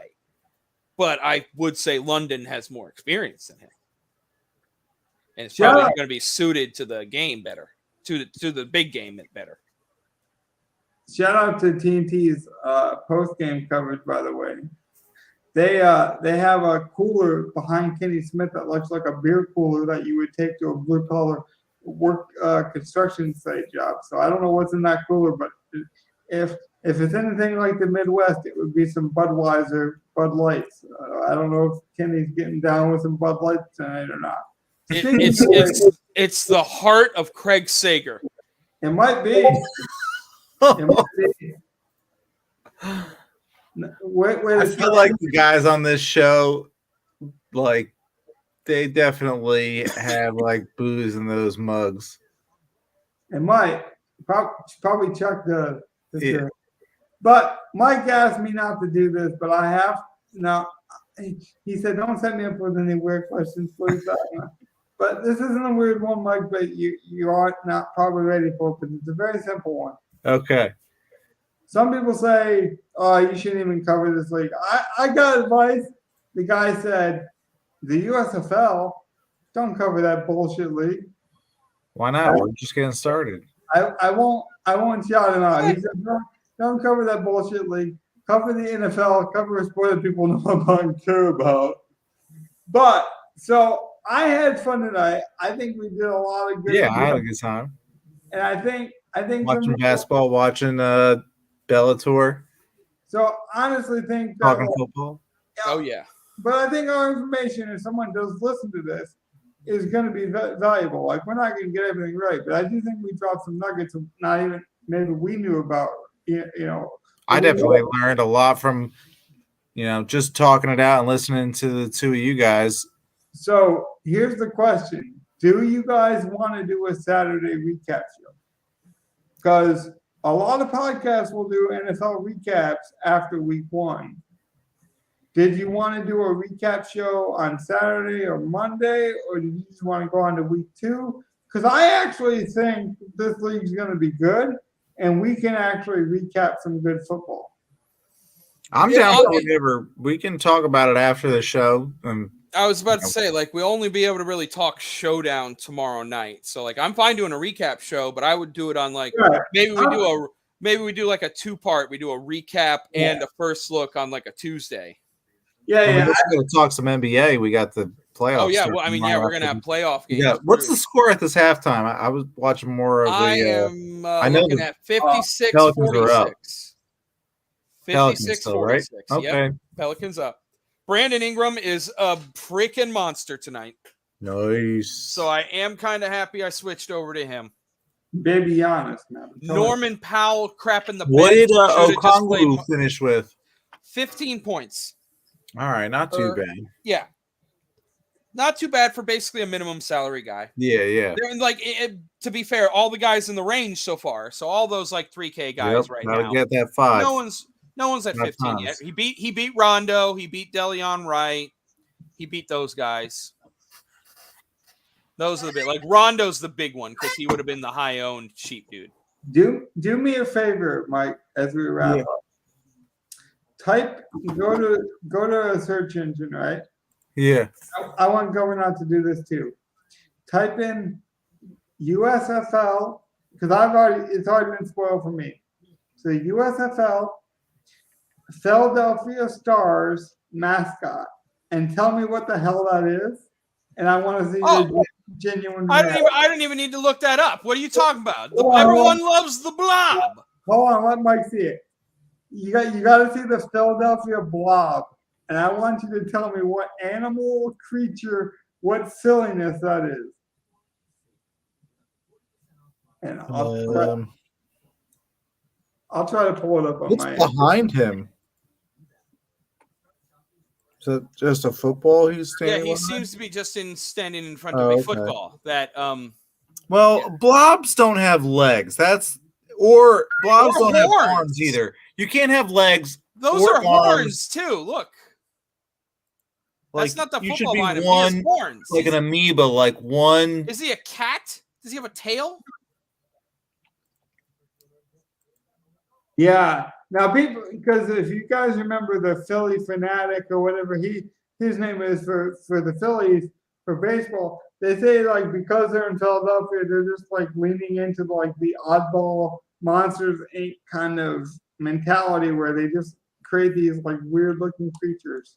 Yeah, this is their USFL Gritty. Yeah, and why does he have horns?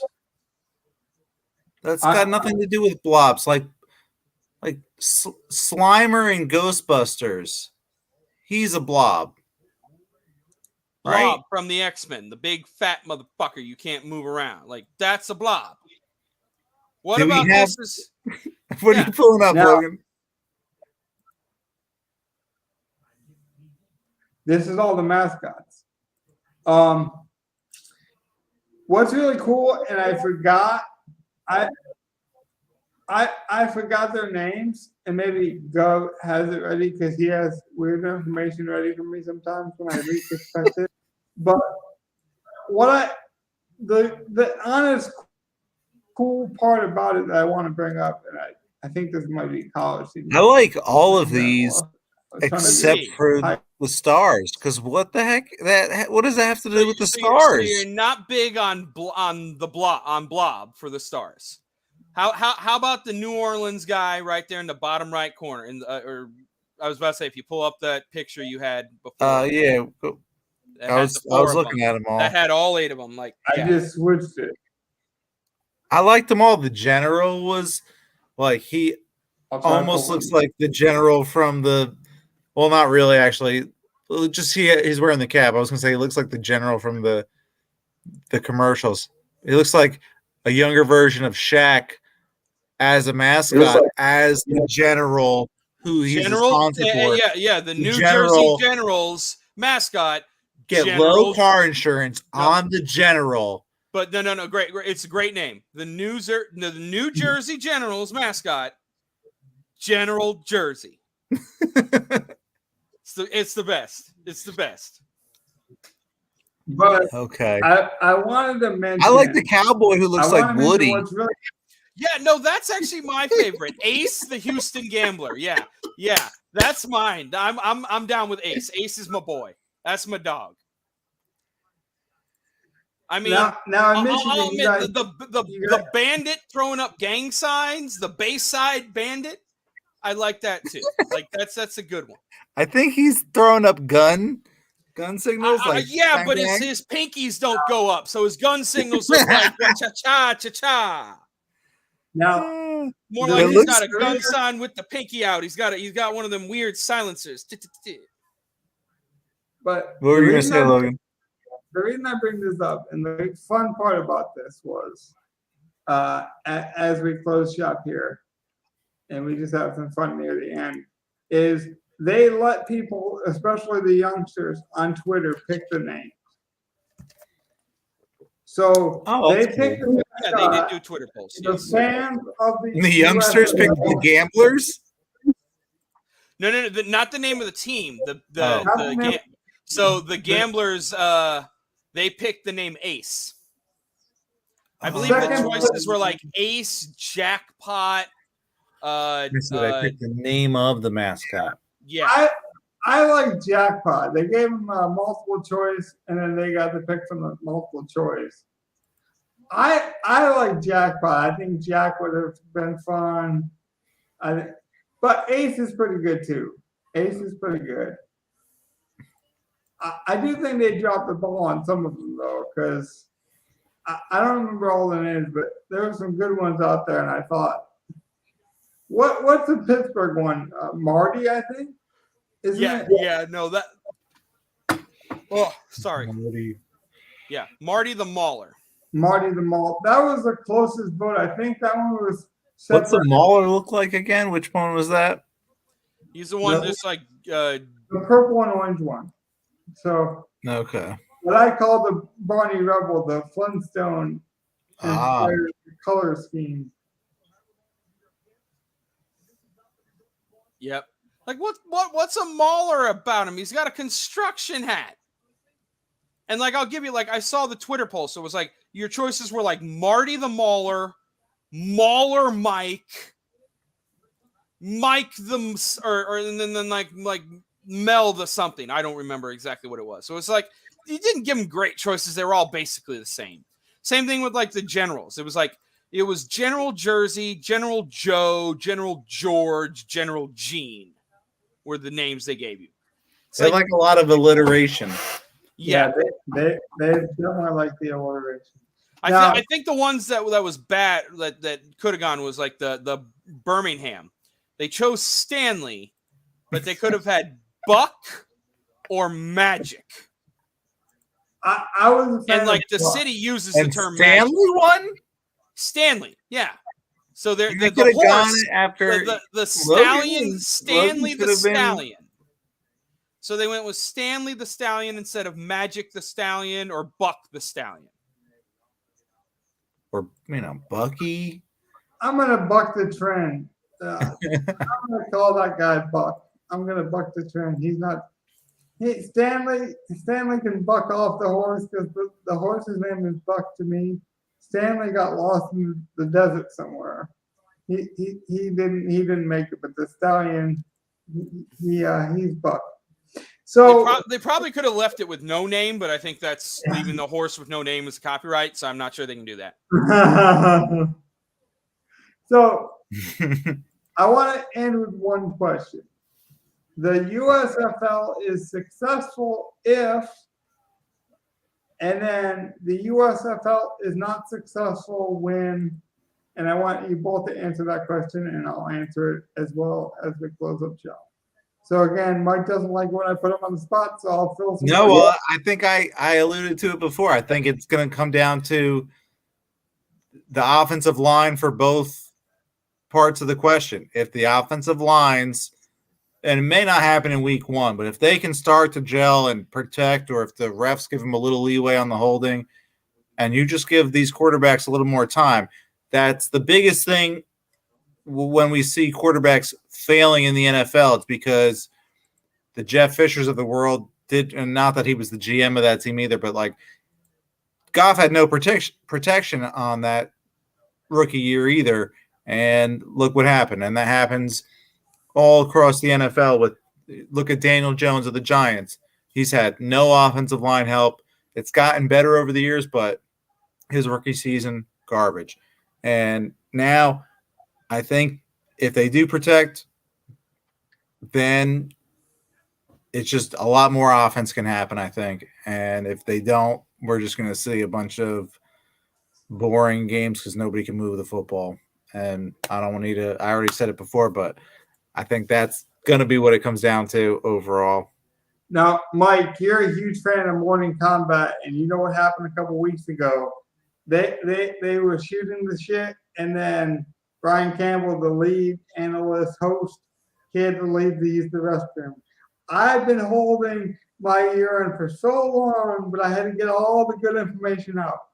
And I don't want to close up shop because I want to give Gov his full time to answer this question because I really do think it's important. I'm going to use the bathroom. You and Gov can talk about the best and the worst of the USFL. I gave you most of my information already. My breath needs to take it, and my urethra needs to release. So I'll be right back. All right, man. Let's see. My thought, the league's gonna do good. As honestly, I think if it can get through it, if it can get through what it's scheduled.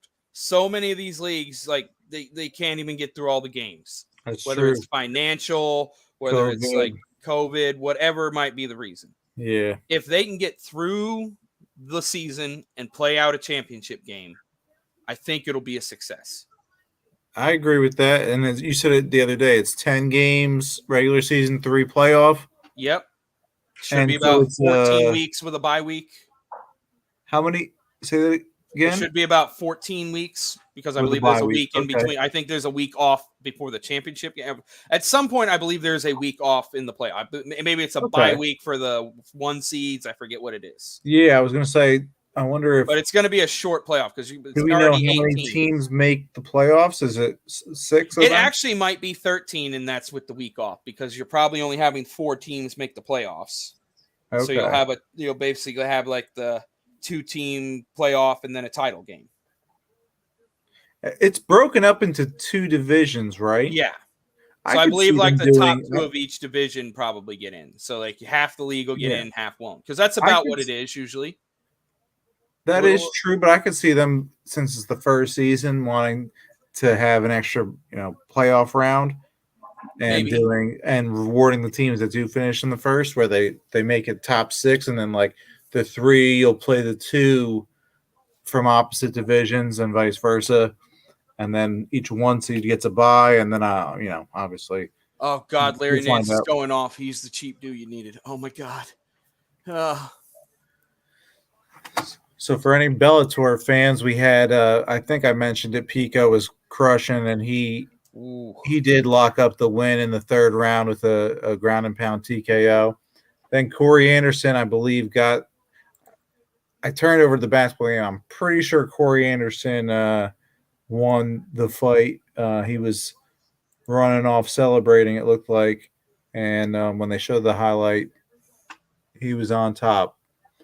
But yeah, I couldn't focus on both at once. But we got the AJ Mckee and I believe it's Patricio Freire fighting for the belt. I believe it's featherweight, 145 pounds, and it's a rematch. AJ Mckee, I think this is a guy who is going to make his way over to the UFC. He, I believe he's like 18-1 or something like that. I agree with that, by the way. He definitely put on a clinic. Well, maybe not a clinic, but he put on a show in the last fight and definitely earned the belt. I believe he knocked him out. It might have been in the first round. He kind of just jumped on him but he's good all around. He's got game on the ground and he's definitely got hands to strike. So I'm excited to watch this fight too. But I'll let you get back in, Logan. I was just trying to cover. Not gave his piece, and then let me take it from a different angle that I think you guys will appreciate.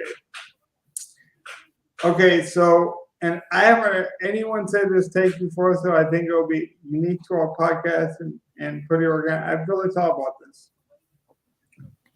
This league will be successful if they tell us the stories that matter and then they get out of the way.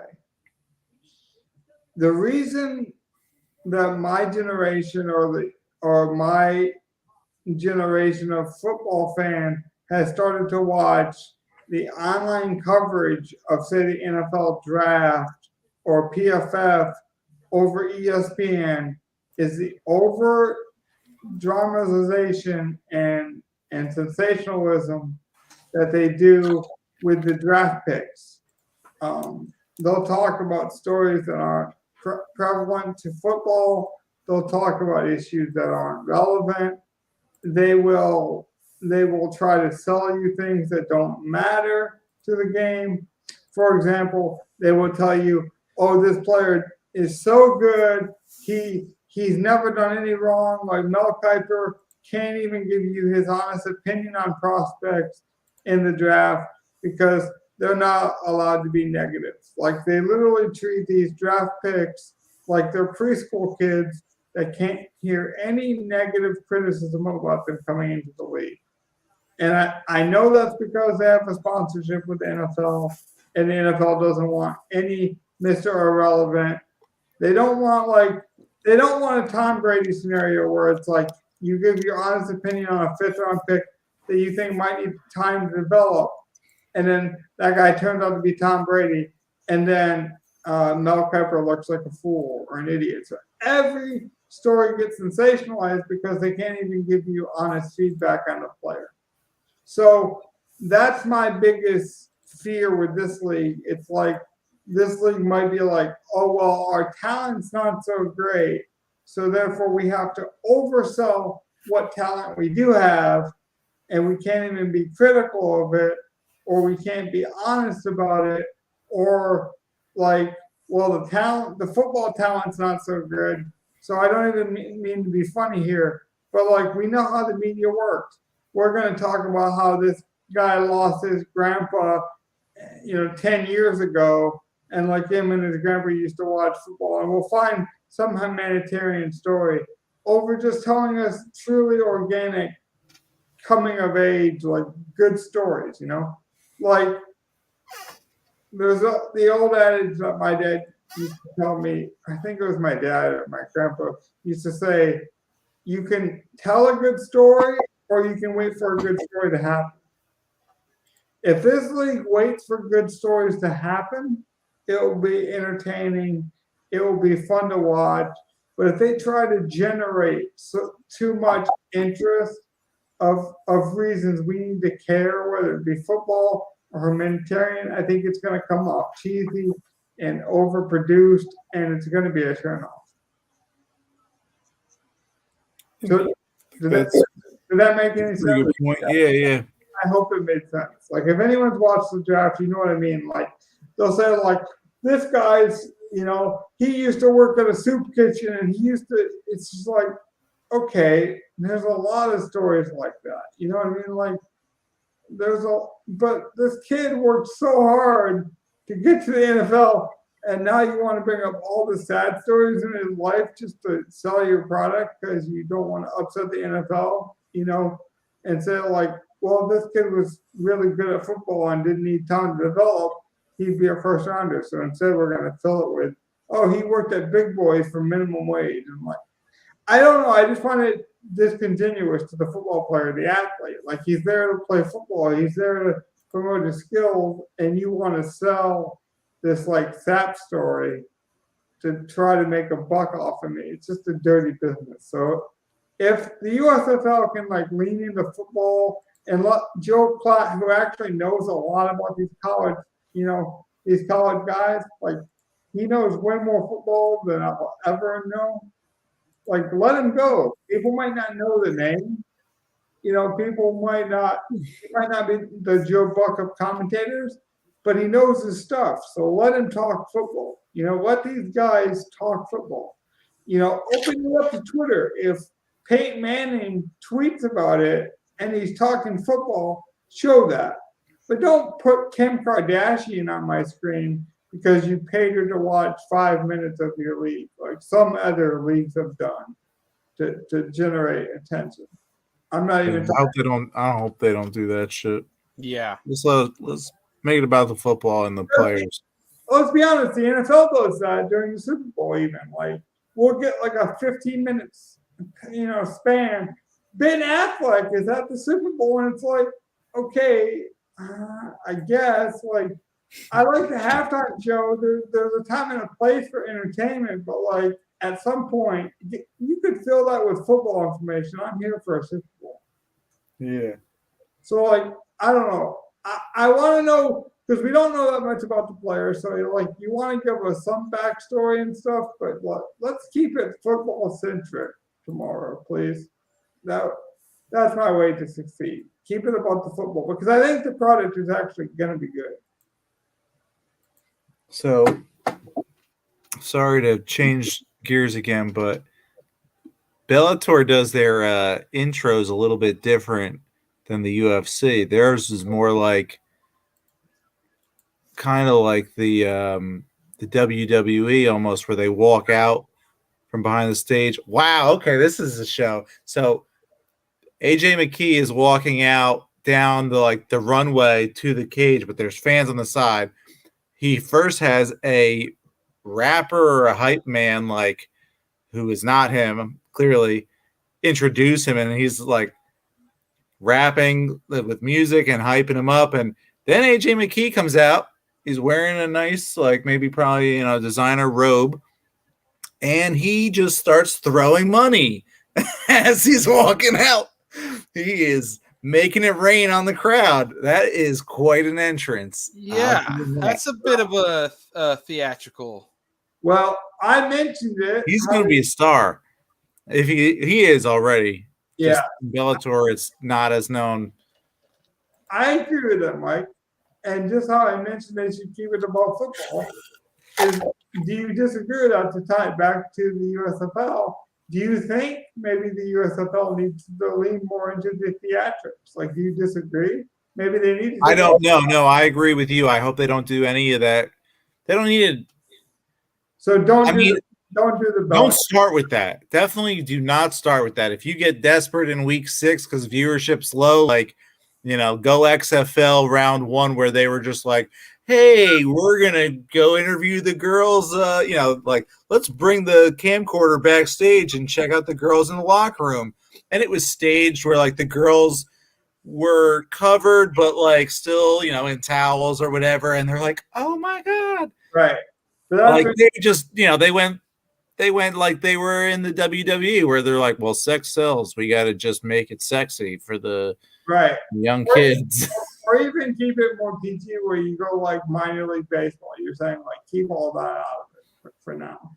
Yeah, I hope they don't get that way. I could see if it's bad, then they're going to need to get desperate and try something, but don't try that at week 1. Like, make it about the players and the football. Try and build your league.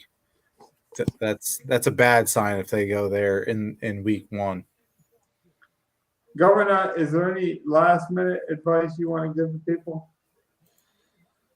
The last bit of advice I would give everyone is don't expect this to be horrible. If you expect it to be bad, you're going to see all the bad parts of it. I could almost cry that you said that. I could seriously almost cry that you said that. I'll admit I'm not one of the ones who has the highest hopes for it being that great, Logan, but I'm going to go into it looking for all the good football that I can. Yeah. Well, that's the thing. I'm not going into it thinking I'm going to be watching a bad league. Let's just win money or something. That's not going to be my mentality. I'll let you guys guess because I can't exactly get into details. But I have a job where it's like you can't define things. Like you're not supposed to put things in a box. You're not supposed to conform things to like one way or the other. And I just wish that people will do that with this league, where it's like, don't compare it to the NFL. Don't expect it to be the NFL, but don't make the jokes that it's the XFL or that it's like Division II. Let it be its own thing. Let it have its mistakes. Let it have its ugly duckling kind of warts, but appreciate those warts for its uniqueness and its difference, because we are going to see some cool things. The referees might be better. Now this would be a fun shout out to her because I haven't seen her in a while. Me and Governor watch football most Sundays with this lady named. I won't even give out her name in case she doesn't want me to. Yeah, don't. But we watched the games with this older lady, right? And she hates that the referees are bad. And she said to us, as long as the referees are good, I'll watch football, right? And so like her biggest thing is let the referees be good and I will care more about the NFL.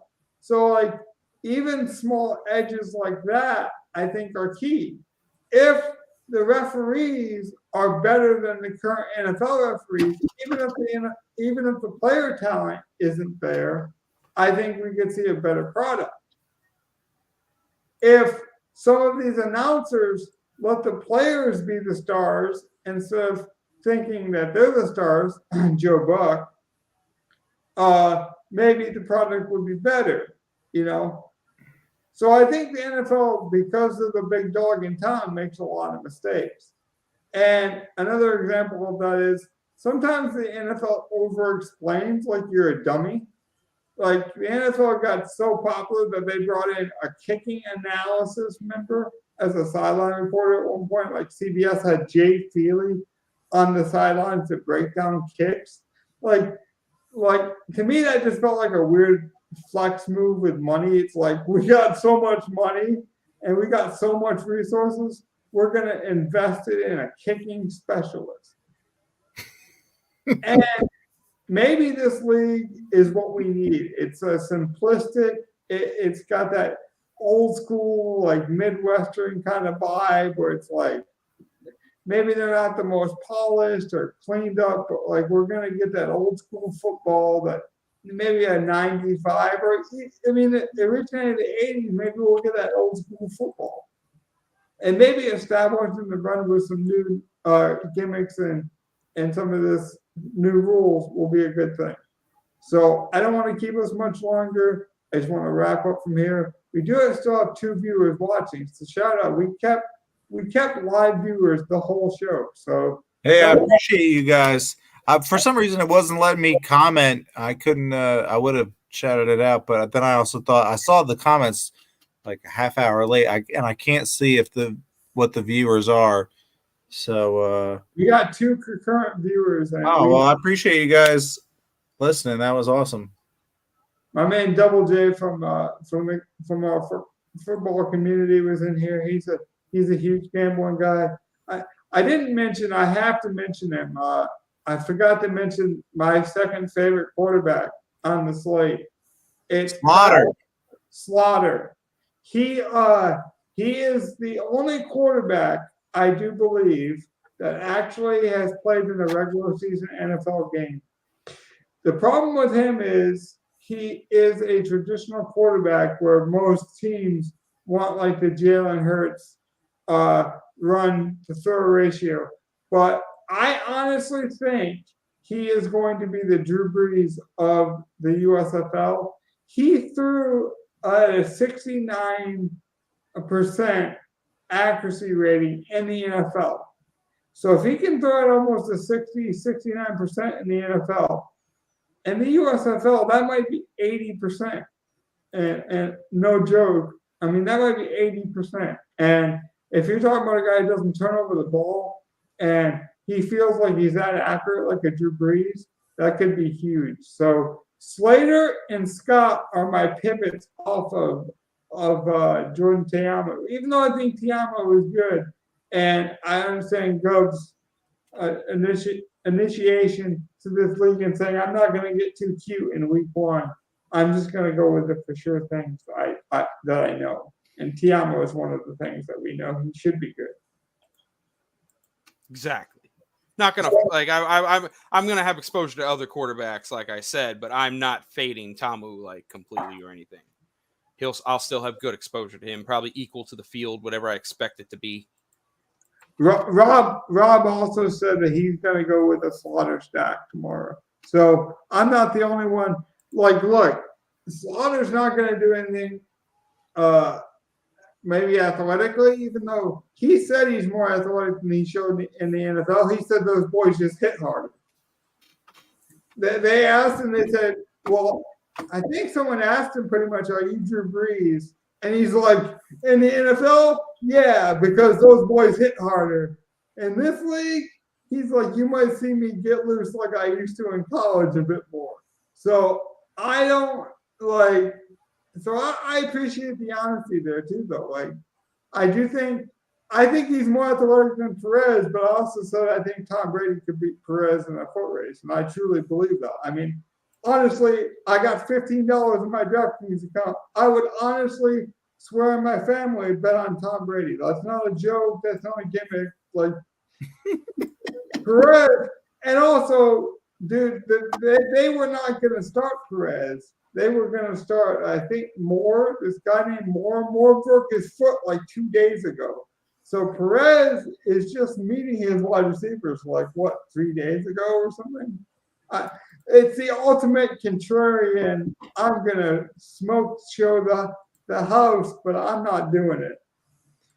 I guess it's like the opposite of Governor. Governor's going with Tamu to be safe. I'm going somewhere in between. But I'm not going Luis Perez. Not doing it. Yeah, I'm not going that far, yeah. But Tom Brady wasn't on the full TB12 diet when he did the NFL Combine his rookie year or prior to his rookie year. He wasn't full TB12 yet, you know. He didn't have the diet. He didn't have Alex Guerrero giving him whatever he gives him in supplements and, whatever makes him look so younger than he did when he was 20. Oh, I gotta give him a quick shout out before we close up. I was about to close up, but I thought Rob might have been Hustle Man, but I didn't want to speculate. Sometimes we know these guys from their alter egos in the chat. Hustle Man is a great dude, Mike. I promise before, I don't care if my podcast gets one more viewer or 10,000 more viewers in the next month.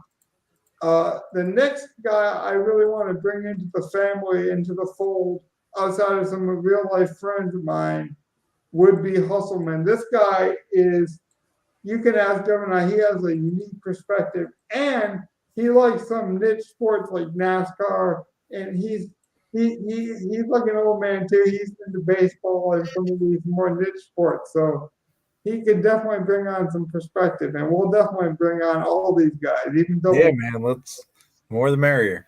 I know Double J is a huge football guy. He's a huge Denver guy. So I saw him earlier in the chat. I don't know if he's still here, but we'll bring on Double J at some point too. I mean, I plan on making this a family affair. And by the way, I have to say, this guy, we already have it booked with me and Mike. Mike said just give me enough notice. And so I don't think he'll mind me shouting it out on the podcast because he knows that we were working on some collaborations. May 3rd, we locked it up. That's a Tuesday, May 3rd, the day before my birthday, by the way.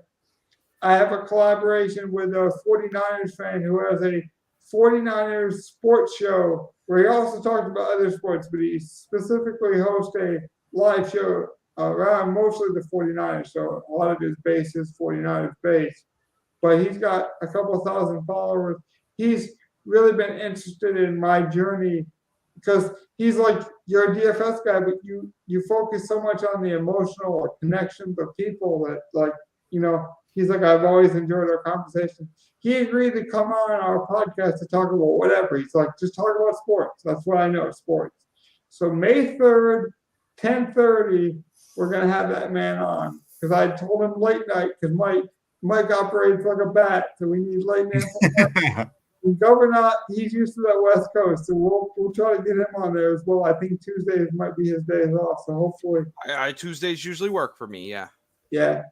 I mean, I'm not going to hold you to it because I know it's a while away, and you might not be able to make it, but you're always welcome, buddy. But we're going to have this guy on. This guy is cool, man. He's got some Bret Hart-like glasses. He's a character, but he can get serious. Like, he's a perfect blend. So I'm very excited for that. Shout out, his name is Jesse. Shout out to Last Second Sports and Jesse. He will be on May 3rd. We're doing some big networking stuff. And we also got some other stuff down the pipeline. This is a little podcast that's going to grow organically, but we're going to, if we get big opportunities like this, you damn right I'm casting that damn fishing net, and we're going to catch some of these big fish as they swim by. I'm not afraid. Really? I didn't cast. I just started reeling. Here's the last quote of the night, Jeff Fisher. I guarantee you, not only am I won't say I'm a better coach. I was about to say I can probably coach better than you, but I can catch more fish than you. I'm a Midwestern boy. I can definitely catch more fish than you. But good night, boys. Have a good one. Yeah, this was fun. Yep. Good chat, everybody. Enjoy some. Good luck. And let's go Clippers. Tomorrow. Clippers. We're going for the NOLA, baby. No. There's some bull crap with this whole, like, the first health and safety protocols in a month and a half with no Paul George. Had I taken Paul George or the Clippers yesterday, I'd be mad. But luckily, I saw the news today, and I was like, oh, then. Logan texted me. I want to see, like, I want to have, like, Kawhi news, and hopefully he comes back and have a good Clippers Phoenix series. The Clippers are up? Okay. Yeah, Clippers up. They had a good second half. Reggie going off. Wish I would have had Marcus Morris over Norman Powell. One of my favorite podcasts does this. They close up shop, and then for the last 15 minutes, they do like a behind the scenes. Brandon Ingram having a solid game. I'd probably be binking if I had Morris over Powell. So this will be like the sneak peek. Wrong Clipper, of course. Well, this will be the behind the scenes sneak peek. Everyone thought the show was over, but there's a secret passageway, 5 minutes that they didn't think they were going to get if they just paid attention. The PS moment of the night. What is the upset of the playoffs and nobody? What's the storyline? Because it could be not just a game. What's the storyline of the playoffs that nobody sees coming? I'm going to call it.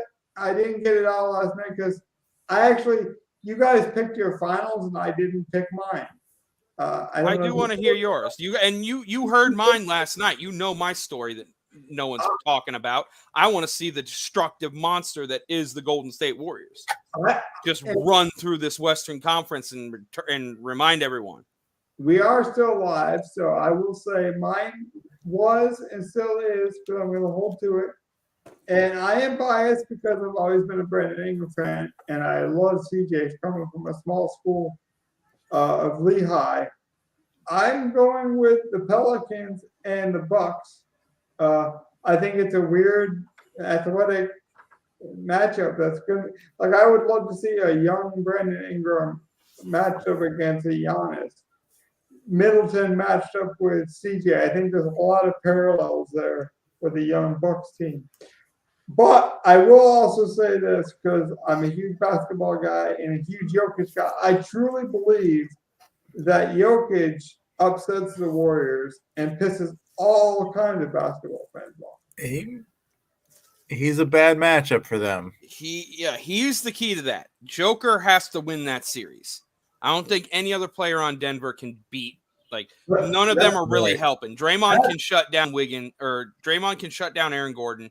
Wiggins can play well with any Barton or Morris. Curry's not the great defender, but Poole and Clay are solid defenders. They're not letting those guys go off. Now, Mike, I stalled enough, so you got to give me a storyline now. But hold on, I'll stall even longer so you can think about it. So I want a good juicy one now. I want that steak to be perfectly cooked when you give me your answer. So, but I will also say this. All right, I got a great take. You got a great one, but I disagree.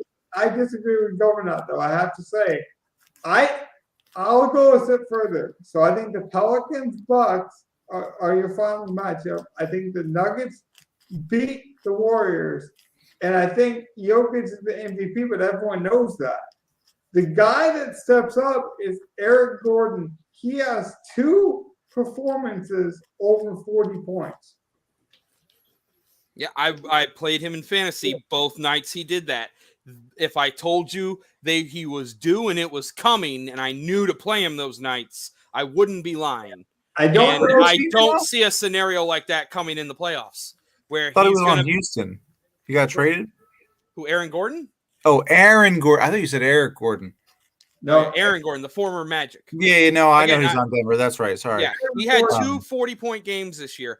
Both of them came in smash matchups, one against Houston specifically.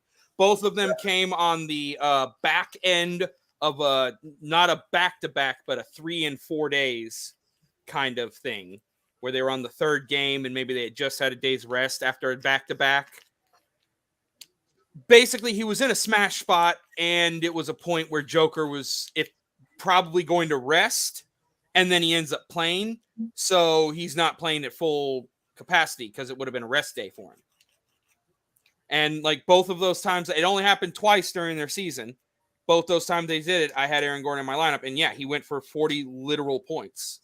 Damn. Both those nights. Solid. But I don't see that scenario happening in the playoffs. Joker's going to be rested. He's going to take the usage. There's no good power forward matchup in the West. Like I would honestly say the best matchup Aaron Gordon has in the West is probably against Phoenix, going up against Jay Crowder, because he can crash the boards against Crowder, which is what he likes to do. So that's your NBA take. But Governor, what is the storyline? Wow. You got a good one, Mike. I'm gonna. Oh, sorry. I just got excited by the fight because Pitbull's got Mckee in a guillotine right now, and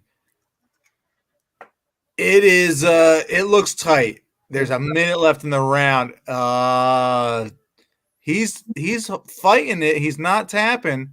He's trying to climb the cage. He doesn't seem like he's gonna tap, but it looks tight. It's definitely uncomfortable. He got out. Oh, all right. But so the take of the night for me, or these are supposed to be bold takes. I take it, right? No pun intended.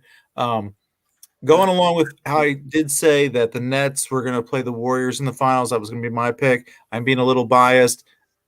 I kind of want to I'm back on the Kevin Durant bandwagon. I was a big fan of his since he joined the league. I did not like the joining the Warriors move. I kind of thought that was a soft move. Maybe not soft, take that back, but like I just didn't like it. I didn't think you joined the best team in the league, basically. But he proved that he was the best player when he did join that team. Now that he goes there, I get to root for the Nets. And then I'm rooting for Kyrie because the media's just slandered him. And I don't like that. So the bold take is still Nets related because I am being a homer right now. Ben Simmons not only plays in a game or multiple games, but he will shoot a 3-pointer at some point. I'm not saying he's going to make it. That would be too far of a stretch. But he will shoot a 3-pointer. He's going to try. And I approve. He should try. You will never succeed if you do not try. Where does Ben Simmons play next year? Like that's the transition. Well, after he attempts that 3, he will then get booed out of the arena and needed to be traded. So where does he go next? Beijing. I'm not a big fan of Ben Simmons. He goes and becomes the next Stephon Marbury. I was about to completely leave this chat if you were going to say Ben Simmons is going to get on the court and be Finals MVP, and I was about to have to burn my computer. This. I was going to say he was going to make a 3, and then I was like, Mike, don't get ridiculous. He's not pump the brakes. Pump the brakes. He's not going to make it. He'll shut me up. He hits 3 threes in the first game. If he comes in and plays 5 minutes of quality defense on a halfway decent NBA player, I think it's a good trade. I'll give him that. I'm not kidding. I read a report from a young kid that works at the Athletic, which isn't usually known for their goofy takes, right? The Athletic is more of a serious, more of a New York Times of sports. They take themselves very serious. And for anyone that doesn't, if you subscribe to the Athletic, it's actually supposed to be a pretty good value. It's $99 for a year and a half. And they produce a lot of good content. But this young kid actually said that he thinks that Simmons has become a better shooter because of James Harden. And then he laid out the case for it. And all I will say is this, is if Simmons ever developed a shot and got healthy, my God, we might be looking at a better version of Russell Westbrook. That's true. But Governor, what's your bold NBA? He's not as aggressive, though. He's not aggressive enough right now to be Westbrook, even if he gets the shot. But go ahead. Sorry to cut you off. Oh, let's see. I guess my real bold one would be the first round is going to solidify who the MVP actually is. I think it's going to be the best player in the first round is going to solidify their MVP. Yeah. And I say it's Giannis. Yeah, but I think Giannis clean sweeping the Bulls, averaging 30 a game, is going to win him the MVP. They're just going to realize, oh, he really is just the best player in the league still after the last 2 years. And if Joker struggles with Golden State and Embiid struggles with Toronto, which I also think Toronto, if you want my other hot take, I think Toronto-Philly is going to be a long series. Yeah. Not just so the fact that Thibault can't go to Toronto because of the vaccination rules. And he's one of their best defenders, starter every week. Now Danny Green's got to play a lot more defense in Toronto. I got a feeling that might be a 6-game, 7-game series.